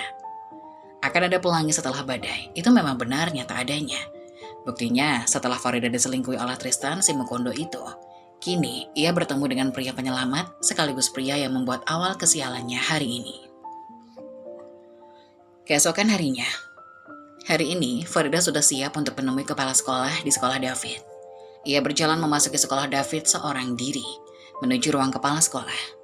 Apapun yang terjadi, orang yang membuat David babak belur harus dikeluarkan dari sekolah ini, supaya anak nakal itu jerah dan tidak ada lagi kasus bullying di antara pelajar. Selama Farida menghentikan ucapannya saat melihat Kevin sudah berada di sana. Ternyata pria itu menepati janjinya untuk datang ke sekolah. Tapi kali ini pria itu memakai pakaian bebas, tidak memakai seragam polisi. Baju putih disertai celana jeans dan sepatu kets, membuat Farida terpesona dengan ketampanan pria itu. Silakan duduk, Bu, ucap kepala sekolah yang duduk di hadapan Kevin. Farida lalu duduk di samping Kevin. Maksud kedatangannya ke sekolah, dia ingin menyampaikan apa yang terjadi pada David dan meminta kepala sekolah untuk bertindak tegas pada siswa yang berbuat seenaknya. Tapi ternyata dia telat karena hal itu sudah disampaikan lebih dulu oleh Kevin kepada kepala sekolah. Kepala sekolah akan mengundang orang tua murid yang sudah melakukan bullying pada David esok hari. Kebetulan saya sudah melaporkan kasus ini pada pihak yang berwajib, Pak, dan akan segera diproses hari ini. Tadi malam yang bersangkutan sudah dibawa ke kantor polisi dan sedang diperiksa. Nanti bagaimana kelanjutannya, saya harap tidak ada lagi kejadian yang sama seperti ini yang menimpa adik saya. Jelas Kevin dengan panjang lebar. Karena tidak tahu maksud dan tujuan Kevin melakukan hal ini dan membantunya hingga sekarang. Padahal mereka baru saja kenal, tapi Kevin begitu perhatian kepada Farida dan juga adiknya. Setelah pulang dari sekolah, Kevin kembali mengantar Farida ke rumah sakit. Hari ini Farida kembali izin untuk tidak masuk ke kantor. Dia harus menemani David di rumah sakit. Di saat seperti ini, dia selalu merindukan ibunya. Andai saja ibunya masih hidup, pasti dia tidak akan merasakan kesepian seperti ini. Ditemani segelas kopi dan seorang pria tampan, kini Farida duduk di lorong rumah sakit sambil menunggu David selesai pengobatan. "Kamu kenapa mau nolongin saya?" tanya Farida tanpa melihat wajah pria yang duduk di hadapannya. "Saya juga korban bullying waktu sekolah." Farida mendongakkan kepalanya dan menatap tidak percaya. "Makanya saya nggak mau kejadian seperti ini terulang lagi sama anak-anak yang dianggap lemah." "Emang David lemah ya?" Walaupun sudah tinggal bersama, tapi Farida tidak bisa memahami sifat adiknya. "Ya, bisa dibilang begitu. Tadi malam dia bilang kalau dia sering diajak sama teman-teman sekelasnya. Katanya dia..." Kevin kembali menghentikan ucapannya saat melihat Farida sudah menangis pilu. "Jangan nyalain diri sendiri. Ibu hebat kok. Di usia ibu Farida yang sekarang, ibu sudah bisa mendidik dan menjaga adiknya seorang diri. Di saat kebanyakan anak seusia ibu masih sedang asik bermain, traveling, pacaran, tapi saya baru diselingkuhin. Ibu saya baru meninggal, ayah saya nikah lagi. Sekarang adik saya babak belur. Lengkap kan?" Tangis Farida kembali pecah. Kini Farida dan Kevin menjadi pusat perhatian karena tangisan Farida terdengar oleh orang-orang yang ada di sana. "Nangisnya jangan keras-keras, malu dilihat orang," bisik Kevin sambil mengelus punggung tangan Farida. "Mau beli es krim? Atau mau? Aku mau bakso. Namanya bakso legend, terus baksonya yang pedas banget biar semua stresku hilang." Seketika Kevin langsung tertawa puas saat mendengar ucapan Farida barusan. Ia baru menemukan perempuan random seperti ini. Walaupun wajahnya selalu jutek, tapi bagi Kevin, Farida terlihat lucu dan cantik. "Ya udah, kamu mau beli berapa?" "Satu aja, kalau kamu mau berarti jadi 2. Jawab Farida lalu mengeluarkan ponselnya. 3 deh." "Yaudah aku pergi ya. Kamu mau di sini atau ke kamar David?" "Mau ngapain pergi? Aku mau pesan online aja." Entah mengapa, Farida tidak ingin Kevin pergi, karena sekarang hanya pria asing ini yang mau menemaninya. "Aku sekalian mau ke kantor dulu, mau tanyain kasus David. Nanti aku pasti balik ke sini lagi. 3 kan baksonya?" Farida hanya menganggukkan kepalanya tanpa menoleh ke arah Kevin. Akhirnya Kevin pun pamit pergi setelah mengantarkan Farida ke ruang David. "Besok aja lah temuinnya ya. Nanti biar gue telepon kakak gue dulu," ucap Vivi dari ujung telepon. "Thanks ya Vi, semangat. Gue tahu lo orangnya kuat." "Kapan balik sih? Lama banget. Gue kesepian tahu. Besok gue mau masukin berkas ke pengadilan dulu. Gue on the way janda," jawab Vivi tertawa puas. Farida mendongakkan kepalanya dan melihat wajah seorang pria parubaya yang kini berdiri di hadapannya. Di samping pria itu ada seorang perempuan muda yang tidak lain adalah ibu tirinya. "Mau apa lagi datang ke sini?" tanya Farida dengan wajah cuek. "Farida, jadi gini nak. Ayah mohon sama kamu, sampai kapan Farida akan begini sama ayah?" Ayahnya memang tidak salah, ia menikah lagi setelah 2 tahun ibunya meninggal. Tapi Farida tetap tidak terima. Farida takut ibu tirinya seperti ibu tiri yang diceritakan orang-orang di luar sana. "Ayah, kalau mau ketemu sama David, masuk aja." Farida langsung masuk lebih dulu ke ruangan rawat David. Entah siapa yang menghubungi ayahnya sampai ia harus datang ke kota tersebut bersama istrinya. Saat melihat ayah dan ibu tirinya masuk, David langsung meneteskan air mata. Ia langsung memeluk ayahnya dengan erat. "Jangan nangis, semuanya sudah Kak Farida urus. David bilang makasih sama kakak. Sekarang ayah ada di sini," ucap ayahnya sambil mengelus ubun-ubun anaknya. "David mau tinggal sama ayah aja," jawab David lirih. Seketika ayahnya menoleh ke arah Farida. Dia tahu anak pertamanya itu pasti akan kecewa mendengar adiknya bicara seperti itu. "Ayah mau tinggal di rumah kita lagi sama David dan juga Kak Farida. Jadi David gak usah khawatir," sahut ibu tirinya. "Terus tante juga ikut?" tanya David sambil menatap Farida. "Tante tetap di kampung halaman tante. Ayah akan di sini sama kalian," jawab perempuan parubaya itu sambil tersenyum manis. "Gak usah drama deh," ucap Farida dengan wajah judes. "Kalau David mau tinggal sama ayah ya udah pergi aja, kakak gak larang kok." "Kak Farida kenapa sih masih marah sama ayah? Ayah sama Tante Jihan kan gak salah kak. Tante Jihan juga selalu kasih apa yang David mau. Sampai kapan kakak kayak gini terus?" "Siapa yang marah? Kakak kan cuma bilang kalau kamu mau tinggal sama ayah ya udah, kakak gak ngelarang." "Udah Mbak Ida, udah," bisik Bu Inem yang kini berdiri di samping Farida. "David tahu kakak marah sama ayah, soalnya ayah udah nikah lagi sama Tante Jihan kan? Yang kakak lakuin itu gak adil kak, ayah juga pengen bahagia," ucap David lalu terisak tangis. Udah, jangan berantem. Kak Farida gak marah kok sama ayah. David gak boleh gitu. David tahu kalau kakak itu... David tahu apa sih soal kakak? Sambil menangis, Farida menyela perkataan David. Farida, sudah. Dengan tatapan pilu ayah Farida kini menatapnya lekat-lekat. Farida permisi. Akhirnya ia memutuskan keluar dari ruang rawat adiknya. Sambil bercucuran air mata, Farida berjalan keluar dari rumah sakit. Sampai akhirnya tidak sengaja berpapasan dengan Kevin. Loh, mau kemana? Tanya pria itu dengan wajah panik. Mau pulang, jawab Farida ketus. Ia kembali berjalan ke arah mobil, namun pria itu kembali menyusulnya dan mencegah Farida pergi. Ada apa? Terus David sama siapa? Bukannya menjawab, kini Farida kembali terisak tangis sambil menutup kedua wajahnya. Udah ya. Kevin terus berusaha mengusap pipi Farida yang dipenuhi dengan air mata. Aku salah apa sih? Ucap Farida yang masih menangis pilu. Melihat Farida menangis seperti ini, Kevin tidak tega melihatnya. Akhirnya ia menarik Farida ke dalam pelukannya. Mau ngobrol di kafe? Tanya Kevin dengan suara lembut. Aku mau pergi dari sini. Ya udah, kita jalan ya, biar aku yang nyetir. Kevin kembali melepaskan pelukannya, lalu menghapus air mata Farida dan mengajaknya ke mobil. Keduanya lalu pergi meninggalkan rumah sakit. Berjalan tanpa tahu arah, itulah yang saat ini Farida dan Kevin lakukan. Meski sudah cukup tenang, tapi Farida masih belum menceritakan apa yang terjadi pada Kevin. Katanya mau bakso, kasihan loh baksonya udah dingin. Ucap Kevin membuka pembicaraan. Lebih kasihan aku, jawab Farida lirih. Mendengar jawaban Farida, Kevin pun terkekeh pelan. Coba cerita, sebenarnya ada apa? Kamu patah hati lagi? Atau lihat pacar kamu selingkuh? Patah hati udah 5 hari yang lalu, tapi sakitnya masih terasa sampai sekarang. Terus gara-gara apa? Kejedot tangannya? Atau kelilipan debu rumah sakit? Ih, kenapa sih nanyanya kayak gitu? Gak ada pertanyaan lain apa? Habisnya kamu gak mau cerita? Coba ceritain dulu. Kamu ini kenapa sih kepo banget? Kenal aja baru kemarin. Jangan sok baik deh. Emangnya aku kelihatan sok baik? Tanya Kevin sambil menatap Farida sekilas. Semua cowok di dunia ini sama aja. Awalnya doang manis, nanti di akhirnya juga kayak jeruk nipis. Berarti sekarang aku manis dong. To the point aja deh. Apa maksud kamu perhatian sama aku? Padahal kita baru ketemu sehari. Coba jelasin. Farida kini menatap Kevin dengan serius. Mau jawab jujur atau bohong? Baru kali ini Farida menemukan pria yang membuat suasana hatinya campur aduk. Ya yang jujur aja. Akhirnya Kevin menghentikan mobilnya di tepi jalan. Dia menatap perempuan yang kini ada di hadapannya. Jawaban bohongnya, aku deketin kamu karena aku naksir kamu. Jawaban jujurnya, aku jatuh cinta sama kamu pandangan pertama. Jelas pria itu dengan wajah serius. Sama aja, ucap Farida yang sudah kesal dengan pria di sampingnya itu. Ya udah, jalan lagi. Jangan sampai aku turun di sini. Nah, justru itu aku pengen kamu turun. Hah? Kamu mau ninggalin aku sendirian di sini? Tanya Farida dengan suara lantang. Bukan, tapi aku meminta sama kamu tolong dorong mobil ini karena mobilnya habis bensin. Jadi lo awalnya ditilang, habis itu ATM lo ketinggalan, terus kalian jadi deket kayak gini. Setelah masa cuti Vivi selesai, kini ia sudah kembali bekerja di kantornya. Dan tentu saja, orang pertama yang Vivi kunjungi adalah Farida. Setelah 1 minggu ini, mereka sibuk dengan masalah mereka masing-masing.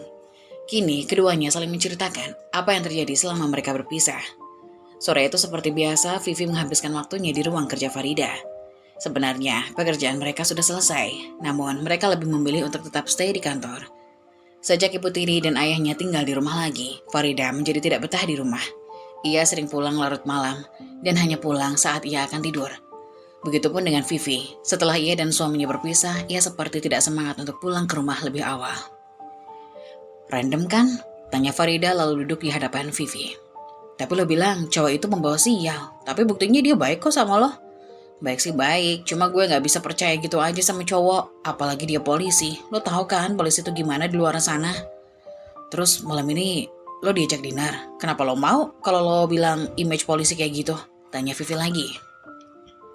Rencananya malam ini Farida akan pergi makan malam bersama dengan Kevin. Gue gak enak aja, dia udah banyak nolongin gue sama David kemarin. Dia juga yang kasih gue perhatian, jadi gue ngerasa gak enak kalau nolak ajakannya. Ini memang bukan ajakan Kevin yang pertama kalinya, tapi sudah yang ketiga kalinya. Dan baru ini Farida menerima ajakan itu. Seganteng apa sih cowoknya? Rumahnya di mana? Pasti tajir kan? Mana gue tahu, jawab Farida acuh. Gue gak pernah nanyain soal itu. Ya elah, lo harus tanya dulu, bentak Vivi sambil melempar makanan ke arah Farida. Siapa tahu dia keturunan keluarga konglomerat gitu. Alah, jangan ngehalu. Entar Ja, tiba-tiba terdengar suara perempuan yang selalu membuat Farida takut terdengar di depan pintu. Perempuan itu sedang berdiri sambil menyilangkan tangannya di depan dada. Silakan masuk Bu, ucap Vivi dengan sopan. Udah jam segini kalian masih gosip? Tanya Saraswati lalu duduk di sofa single yang ada di ruangan Farida. Kami berdua jomblo Bu, jawab Vivi sambil menggaruk kepalanya. Terus urusan sama jomblo apa? Saya juga jomblo. Jangan pernah membahas kejombloan di depan perempuan yang satu ini. Dia akan marah walaupun perkataan itu bukan ditujukan padanya. Farida, kenapa kamu pulang malam terus? Padahal kerjaan kamu nggak ada yang deadline kan? Kamu kemana dulu? Tanya Saraswati sambil menatap Farida. Pasti ayahnya sudah mengadu pada Bu Saras, karena kalau bukan ayahnya, perempuan itu pasti tidak akan tahu ia pulang telat. Farida ngejim dulu, habis itu Farida, karena ayah kamu bawa istrinya ke rumah ya, makanya kamu protes dengan cara begitu. Nah itu Mbak tahu, ucap Farida setengah berbi. Ia bahkan tidak berani menatap wajah perempuan menyeramkan yang ada di hadapannya saat ini. Farida, kapan sih kamu dewasanya? Kamu itu jangan nyalahin ayah kamu terus. Dia juga masih muda, dia butuh pendamping. Ibu tiri kamu juga baik, buktinya dia mau nganterin file kamu yang ketinggalan ke sini kan? Seperti punya trauma, Farida tidak percaya pada kebaikan orang baru. Apalagi saat mereka baru saling kenal. Apalagi ibu tirinya sendiri dan Farida berpikir ia sudah pasti punya niat tertentu. Tidak ingin memperpanjang pembicaraan, akhirnya Farida memutuskan untuk mengajak Vivi pulang. Dengan alasan keduanya akan menghadiri pesta ulang tahun sahabat mereka yaitu Anita. Padahal itu hanya alasan mereka saja, agar terbebas dari pertanyaan-pertanyaan atasannya itu. Karena Farida harus mengantarkan Vivi ke hotel dulu, akhirnya ia telat sampai di kafe, tempat Farida dan Kevin akan bertemu. Ditambah macet yang parah, akhirnya ia harus telat 1 jam. Dengan nafas tersengal-sengal, ia datang menghampiri Kevin yang ternyata masih setia menunggunya di kafe. Pria itu bahkan sudah memesan makanan untuknya. Anda telah 1 jam 15 menit. Sapaan pertama Kevin saat Farida baru saja sampai. Sorry, tadi macet banget di jalan. Abis itu, nih minum dulu. Kevin langsung menyalakan perkataan Farida. Ia memberikan segelas air putih kepada Farida. Dengan cepat Farida meneguknya karena tenggorokannya terasa kering setelah ia berlarian dari arah parkiran. Jaraknya lumayan jauh. Ia langsung menghabiskan 1 gelas air mineral itu, lalu kembali menatap Kevin. Besok-besok ngajakin ketemu jangan tempat yang parkirannya jauh ya. Udah telat, malah situ yang ngomel, gumam Kevin sambil menggeleng pelan. Kamu udah pesan makanannya? Tanya Farida. Kini tatapannya beralih pada steak yang kini sudah berada di atas meja. Steak adalah salah satu menu favorit Farida. Langsung makan aja yuk, lapar banget nih. Silakan ibu bos. Tanpa basa-basi lagi, Farida langsung melahap makanannya. Ia seperti tidak makan selama seminggu. Farida melahap semuanya dengan sangat cepat, sampai membuat Kevin kenyang hanya dengan melihat Farida makan saja. Kamu masih marah sama ibu tiri kamu? Tanya Kevin sambil menatap Farida. Walaupun baru kenal, tapi Kevin sudah tahu semua cerita tentang ibu tirinya dan juga ayahnya Farida. Marah sih enggak, cuma takut diracun aja kalau makan masakan dia. Mendengar perkataan Farida, Kevin hanya terkekeh pelan. Walau terkadang sifat juteknya membuat Kevin sedikit kesal, tapi ada sikap lucu yang Farida punya yang membuatnya selalu rindu. Kamu mau bantuin aku nggak jadi tester? Tanya Kevin lagi. Tester gimana maksudnya? Aku cobain dulu masakan ibu tiri kamu. Abis itu kalau aku berhasil, kamu harus makan juga. Tapi kalau aku mati, kamu langsung ke kantor polisi. Gimana? Setuju? Gimana caranya kamu makan masakan dia? Aku bawain ke kantor kamu gitu. Ya aku ikut ke rumah kamu. Seketika Farida tersedak saat mendengar perkataan Kevin. Ternyata maksud dan tujuan Kevin mengatakan hal itu karena ingin mengetahui di mana rumah Farida. Dasar buaya, kata Farida dengan wajah kesal. Loh, kok buaya sih? Aku baik loh nawarin kamu buat jadi tester. Kan kalau emang benar ada racunnya, aku yang mati duluan. Bilang aja mau tahu rumah aku, pakai alasan mau jadi tester segala. Ya udah, kalau gitu aku ikut alasan kamu aja deh. Gimana kalau besok kamu bawain aku makanan itu ke kantor sebelum kamu pergi kerja? Gimana? Jadi itu bukan alasan kan? Ah, gak mau. Ntar aku yang jadi salah. Kalau kamu mati. Gak akan. Aku akan bilang kalau ini kemauan aku. Jadi please ya, kamu anterin itu ke kantor aku besok pagi. Minta Kevin sambil memohon pada Farida. Keesokan paginya, Farida meminta Binem untuk menyiapkan bekal masakan yang sudah dibuat oleh ibu tirinya, tanpa sepengetahuan ayah dan ibu tirinya. Semenjak ibu tirinya tinggal di rumah, ia menggantikan Binem sebagai koki di rumah itu. Sebenarnya, Tante Jihan selalu memperlakukan Farida dan David dengan baik. Bahkan ia selalu perhatian, walaupun Farida tidak pernah menggubrisnya dan selalu bersikap cuek. Kak Farida mau bawa bekal buat ke kantor? Tanya Tante Jihan sambil menatap Farida. Udah saya bungkus, Bu, jawab Bi Inem. Seketika Farida menoleh dan menatap Bi Inem dengan tajam. Oh, ini maksudnya buat David. Dengan gugup kembali meralat perkataannya, dan buru-buru keluar dari rumah sambil membawakan bekal untuk David dan juga Farida.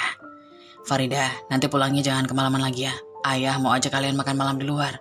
Udah lama kan kita nggak makan malam bareng-bareng lagi. Lihat nanti aja deh ya. Kalau nggak banyak kerjaan Farida ikut, tapi kalau banyak Farida nggak bisa ikut. Semoga bisa ya Kak Farida. Tante bakalan seneng banget kalau kakak bisa ikut makan malam bareng-bareng. Farida hanya mengangguk pelan lalu mencium tangan ayahnya dan juga Tante Jihan. Ia pamit pergi. Karena hari sudah menunjukkan 6:30 pagi. Di mana setengah jam lagi dia harus segera berada dari kantornya. Maafin Bi Inem ya Mbak, bisik Bi Inem sambil menunjukkan deretan giginya. Lain kali jangan keceplosan lagi ya. Farida pun masuk ke dalam mobil dan melanjutkan mobilnya menuju kantor polisi untuk memberikan bekal makanan yang sudah ia bawakan untuk Kevin. Biasanya Farida paling anti jika harus berurusan dengan polisi, walaupun pergi ke kantor polisi. Tapi sekarang ia malah dengan sengaja datang ke kantor polisi. Setelah sampai, ia mencoba menghubungi Kevin agar pria itu menemuinya di parkiran. Masuk aja ke ruangan aku, kamu tunggu bentar di sana, aku masih di jalan menuju kantor. Pusat Kevin dari ujung teleponnya. Hah? Kamu masih di jalan? Ya elah, tau gitu mending aku langsung ke kantor aja. Aku bisa kesiangan kalau kayak gini. Jawab Farida dengan kesal. Padahal dia punya waktu 20 menit untuk sampai di kantornya. Karena ia tidak bisa seenaknya datang terlambat tanpa alasan yang jelas. Apalagi sekarang kakak sepupunya sudah tahu kalau Farida sering pulang malam karena menghindari ibu tirinya. Bisa-bisa ia mendapat ambelan panjang kali lebar lagi jika ia datang terlambat. Aku titip aja sama teman kamu gimana? Aku nggak bisa lama-lama soalnya, aku juga harus ke kantor. Ucap Farida lagi. Tiba-tiba ada yang mengetuk kaca mobilnya. Seorang polisi menggunakan pakaian seragam lengkap kini berdiri di samping mobilnya. Pria itu adalah Kevin. Dengan cepat Farida keluar dari mobilnya, kemudian langsung memberikan kotak makanan untuk Kevin. Nih, jangan salahin aku ya kalau ada racun di dalamnya. Ucap Farida. Makasih Bu Farida. Jawab Kevin sambil tersenyum tipis. Dulu, Farida sangat membenci polisi. Dia tidak menyukainya sama sekali, apalagi polisi lalu lintas. Tapi entah mengapa, saat melihat Kevin memakai baju seragam polisi, Farida terpesona dengan ketampanan wajahnya. Untuk yang kesekian kalinya. Sama-sama, jawab Farida, lalu masuk ke dalam mobilnya kembali. Pulang kerja jam berapa nanti? Tanya Kevin sebelum Farida pergi. Jam 4 sore, kenapa? Mau ngajak makan lagi? Gak apa-apa, takutnya aku keracunan. Jadi aku udah tahu kamu pulang jam berapa. Mendengar jawaban Kevin, Farida hanya bisa menggeleng pelan dan kembali melajukan mobilnya. Berada di kantor sampai jam 7 malam, tapi tidak membuat pekerjaan Farida selesai dengan cepat. Ia masih saja terkena omelan Saraswati karena kerjaan Farida yang selalu molor. Kadang Farida merasa capek bekerja di bawah tekanan kakak sepupunya yang super galak itu. Tapi mau gimana lagi? Kalau tidak bekerja di sini, mau di mana lagi? Farida, udah selesai kan kerjaan lo? Tanya Vivi yang kini menimbulkan kepalanya di balik pintu. Baru selesai gue. Ayo kita makan malam. Anita lagi di sekitar Jakarta nih. Dia ngajakin kita dinner. Ajak Vivi dengan penuh semangat. Anita adalah sahabat mereka yang dulu pernah bekerja satu kantor dengan Farida dan juga Vivi. Namun Anita memutuskan untuk resign dan bekerja di salah satu perusahaan teh yang ada di Bandung. Lo yang bayarin kan, Vi? Kalau soal makan, Farida emang selalu semangat. Entahlah, ia selalu merasa senang saat makan di luar bersama sahabatnya.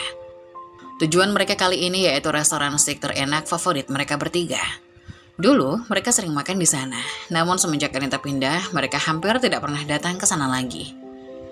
Selain tempatnya mahal, jaraknya juga lumayan jauh. Halo, teriak Anita yang sudah menunggu di restoran itu. Ketiganya saling berpelukan melepas rindu karena sudah lama tidak bertemu. Gimana kabar lo, Vi? Makin gemuk aja sekarang. Ucap Farida yang kini duduk di samping Vivi. Seneng gue kerja di perusahaan teh, kadang bisa main ke tempat wisata kebun tehnya, bisa ketemu orang banyak di sana, kerja sambil liburan gitu loh. Terus bisa, asal jangan mojok di kebun teh sama suami orang aja sih, ucap Vivi yang langsung menyela perkataan Anita. Vivi dan Farida tahu kalau Anita tipe perempuan yang centil dan gampang jatuh cinta. Tapi dia juga gampang dibodohi oleh pria-pria yang mengencaninya. Enggak lah Vi, gue sekarang udah tobat. Soalnya gue lagi sama satu cowok, ganteng, kaya, terus dia juga kerjaannya bagus. Jelas Anita dengan antusias. Jangan bilang itu suami orang, kayak yang dulu. Tanya Farida penasaran. Bukan, Dak, dia masih lajang. Umurnya di bawah aku setahun, jadi dia berondong. Tapi dia baik banget, terus kelihatan dewasa juga. Emang dia orang mana? Orang Jakarta, makanya gue sekarang di sini. Karena mau ketemuan sama dia, karena selama ini gue belum pernah ketemu langsung sama orangnya. Kenalnya dari media sosial lagi. Tanya Farida. Dulu, Anita pernah tertipu seorang pria yang berkenalan lewat media sosial. Tapi pria itu mengaku masih lajang, padahal sudah punya anak dan istri. Dan lebih mirisnya lagi, Anita sudah banyak tertipu oleh pria gila itu. Iya, kalau ketemu langsung mana ada yang mau kenalan. Apalagi sama cewek gendut kayak gue, yang ada orangnya bakalan ilfil duluan pas lihat gue. Mana-mana, lihat kayak apa sih cowoknya. Jangan sampai lo ketipu lagi, dan dia udah punya istri sama anak lagi. Vivi mengadakan tangannya, meminta ponsel milik Anita, karena Anita pasti hanya mempunyai fotonya. Yang sekarang gak akan nipu lagi deh, soalnya dia polisi, udah keren, ganteng, gagah, pokoknya perfect deh. Dengan bangga, Anita menunjukkan foto seorang laki-laki mengenakan seragam polisinya. Siapa namanya? Tanya Vivi sambil menatap foto pria itu lekat-lekat. Devan, dia kerja di sini, tapi katanya tahun depan mau pindah ke Bandung. Dia kemarin baru ngurus pindahan soalnya. Mana lihat? Dengan penasaran, Farida mendekat pada Vivi. Loh, ini kan? Farida menghentikan ucapannya lalu menatap Vivi. Jangan bilang ini polisi yang lu ceritain kemarin, ucap Vivi. Dengan lemas, Farida mengangguk pelan, lalu menatap Anita. Kenapa? Lo kenal sama Devan? Tanya Anita lagi. Devan? Namanya Devan? Iya, namanya Devan. Kamu kenal? Tanya Anita penasaran. Ini kenalnya Farida, mereka lagi PDKT. Tiap hari ketemu orang ini loh dia. Jelas Vivi. Hah? Lo serius? Jadi dia udah deket sama lo? Emangnya kenapa? Lo udah pacaran sama dia? Tanya Farida. Gue udah mau nikah sama dia seminggu yang lalu. Dia minta duit sama gue buat urus pindah tugas, dan gue baru kasih 25 juta. What? 25 juta? Tak lama kemudian Farida langsung menghubungi Kevin untuk mengajaknya ketemuan, sekaligus menanyakan apakah yang di foto ini benar dia atau bukan. Coba lihat, ini kamu bukan? Tadinya Farida tidak ingin mengajak Kevin bertemu dengan kedua sahabatnya. Tapi karena Farida yakin kalau Anita ini kembali ditipu oleh laki-laki yang kenalannya di sosial media, akhirnya mau tidak mau Farida harus mengajak Kevin untuk datang ke warung angkringan. Karena restoran tempat makan mereka tadi sudah harus tutup pukul 10 malam. Akhirnya mereka mencari tempat yang buka sampai tengah malam. Dan mereka memilih angkringan yang tidak jauh dari kantornya. Selain rasanya enak, harganya juga sangat ekonomis. Makan sekenyang apapun tidak akan menguras dompet. Terlebih penjualnya mantan office girl di kantor tempat Farida kerja. Jadi mereka bisa mengutang dulu kalau lagi kekurangan uang. Iya, ini foto aku. Emangnya kenapa? Tanya Kevin sambil menatap Farida. Coba sekarang lo telepon orang yang ada di foto ini. Minta Farida pada Anita. Kalau dia jawab berarti dia telepon lo. Berarti fix lo ditipu lagi. Tapi nggak mungkin dia nipu, dia selalu kirim foto kegiatan sehari-harinya kok. Anita masih tetap bersikeras. Jika kali ini ia tidak tertipu seperti waktu lalu. Nih, kalau nggak percaya, dia juga ngirimin foto keluarganya.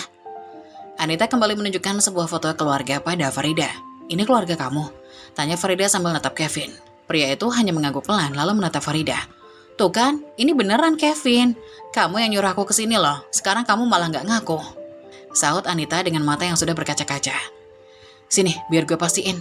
Dengan cepat Farida merebut ponsel milik Anita lalu menghubungi nomor pria yang bernama Devan itu. Tidak perlu menunggu lama, panggilan pun terhubung. Halo sayang, sorry aku gak bisa nemuin kamu malam ini. Soalnya aku harus keluar. Ada kegiatan mendesak. Ini, aku juga lagi bingung, uang aku habis. Gimana ya? Sapa seorang pria dari ujung telepon. Padahal aku udah sampai di Jakarta, kamu malah pergi. Ucap Vivi sayang menatap Anita. Dia lalu menghidupkan speaker teleponnya agar semuanya bisa mendengar pembicaraan mereka. Kalau gitu gimana ya? Kalau kita video call aja, aku kangen lo sama kamu. Aduh sayang, maaf ya. Aku lagi sama atasan aku. Besok aja, kalau aku udah gak sibuk. Sekarang aku minta tolong sama kamu boleh gak? Kamu kirim aku uang buat beli bensin. Besok aku ganti deh. Tuh kan, fix. Lo ditipu lagi. Bisik Farida. Uang aku habis. Bentar ya, aku minta dulu sama kakak aku. Farida lalu memberikan ponselnya pada Kevin. Coba lo ngomong sama dia. Perintahnya sambil berbisik. Jangan sayang, aku malu, gak usah minta sama kak. Bapak dari rutan mana ya? Tanya Kevin yang langsung menyela perkataan pria itu. Maksudnya rutan? Apa? Saya ini polisi. Polisi di mana tugasnya? Siapa namanya? Ngapain kamu pakai foto saya di media sosial kamu? Bukannya menjawab, panggilan pun langsung terputus begitu saja. Lah, dimatiin. Ucap Kevin lalu mengembalikan ponselnya pada Anita. Jadi gue ditipu lagi? Anita lalu meneteskan air matanya. Melihat sahabatnya menangis, Farida lalu memeluk sahabatnya sambil mengusap-usap punggungnya. Udah berapa banyak duit lo yang dikasih sama dia? 25 juta Farida, itu duit tabungan gue. Farida dan Vivi tidak habis pikir, Anita selalu saja tertipu dengan mudahnya memberikan uang kepada lelaki yang baru saja ia kenal dari media sosial. Karena sudah larut malam, Kevin menawarkan diri untuk mengantarkan Farida ke rumah. Mobil Farida dibawa Vivi ke hotel bersama Anita. Aku udah minta tolong sama orang di kantor buat lacak alamat yang udah nipu teman kamu. Palingan besok ada update terbaru.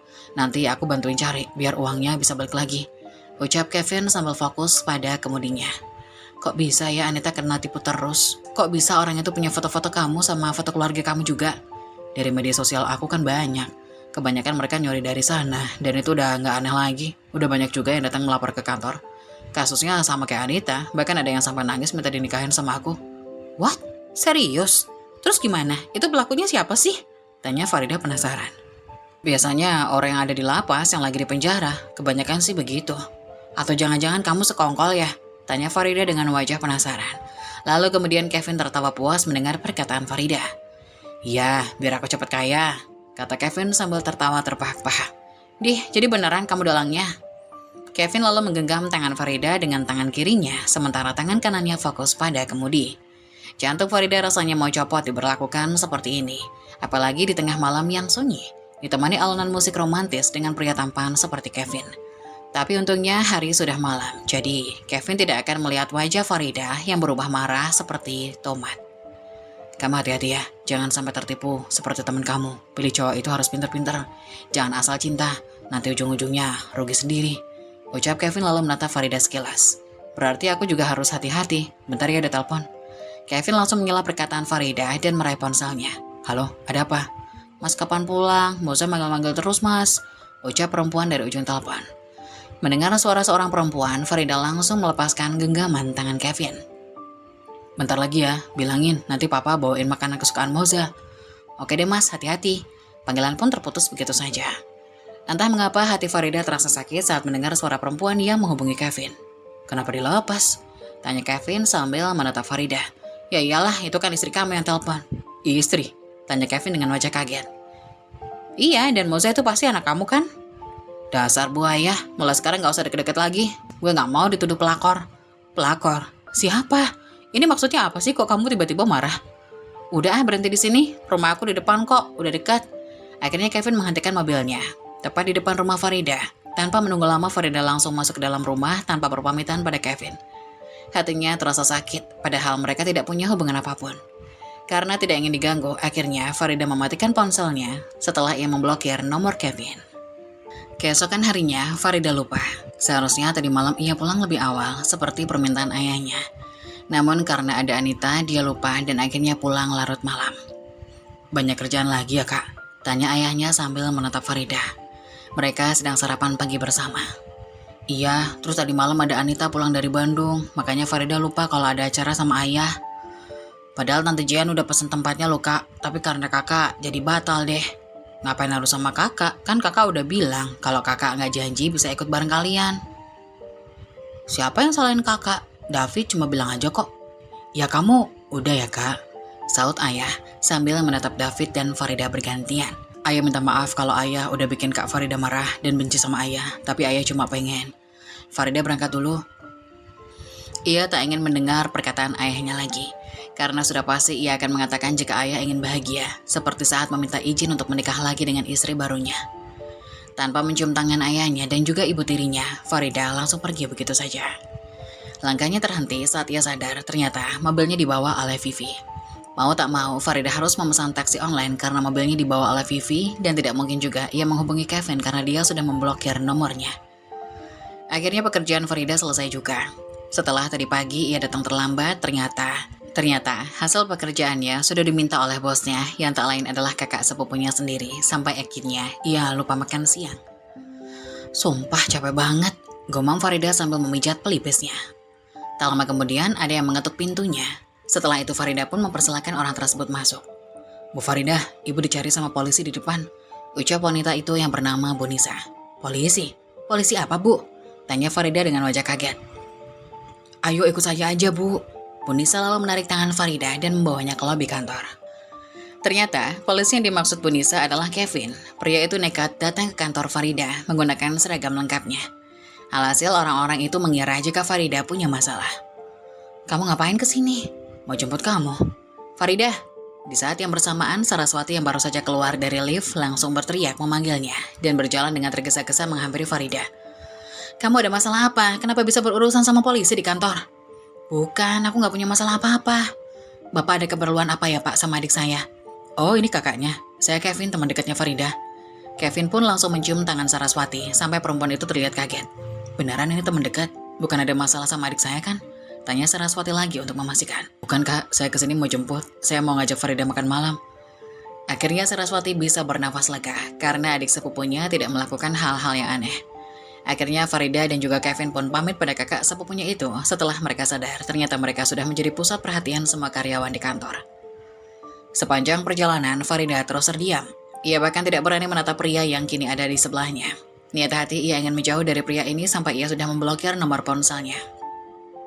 "Kenapa nomorku diblokir?" "Gue gak mau dilabrak sama bini lo.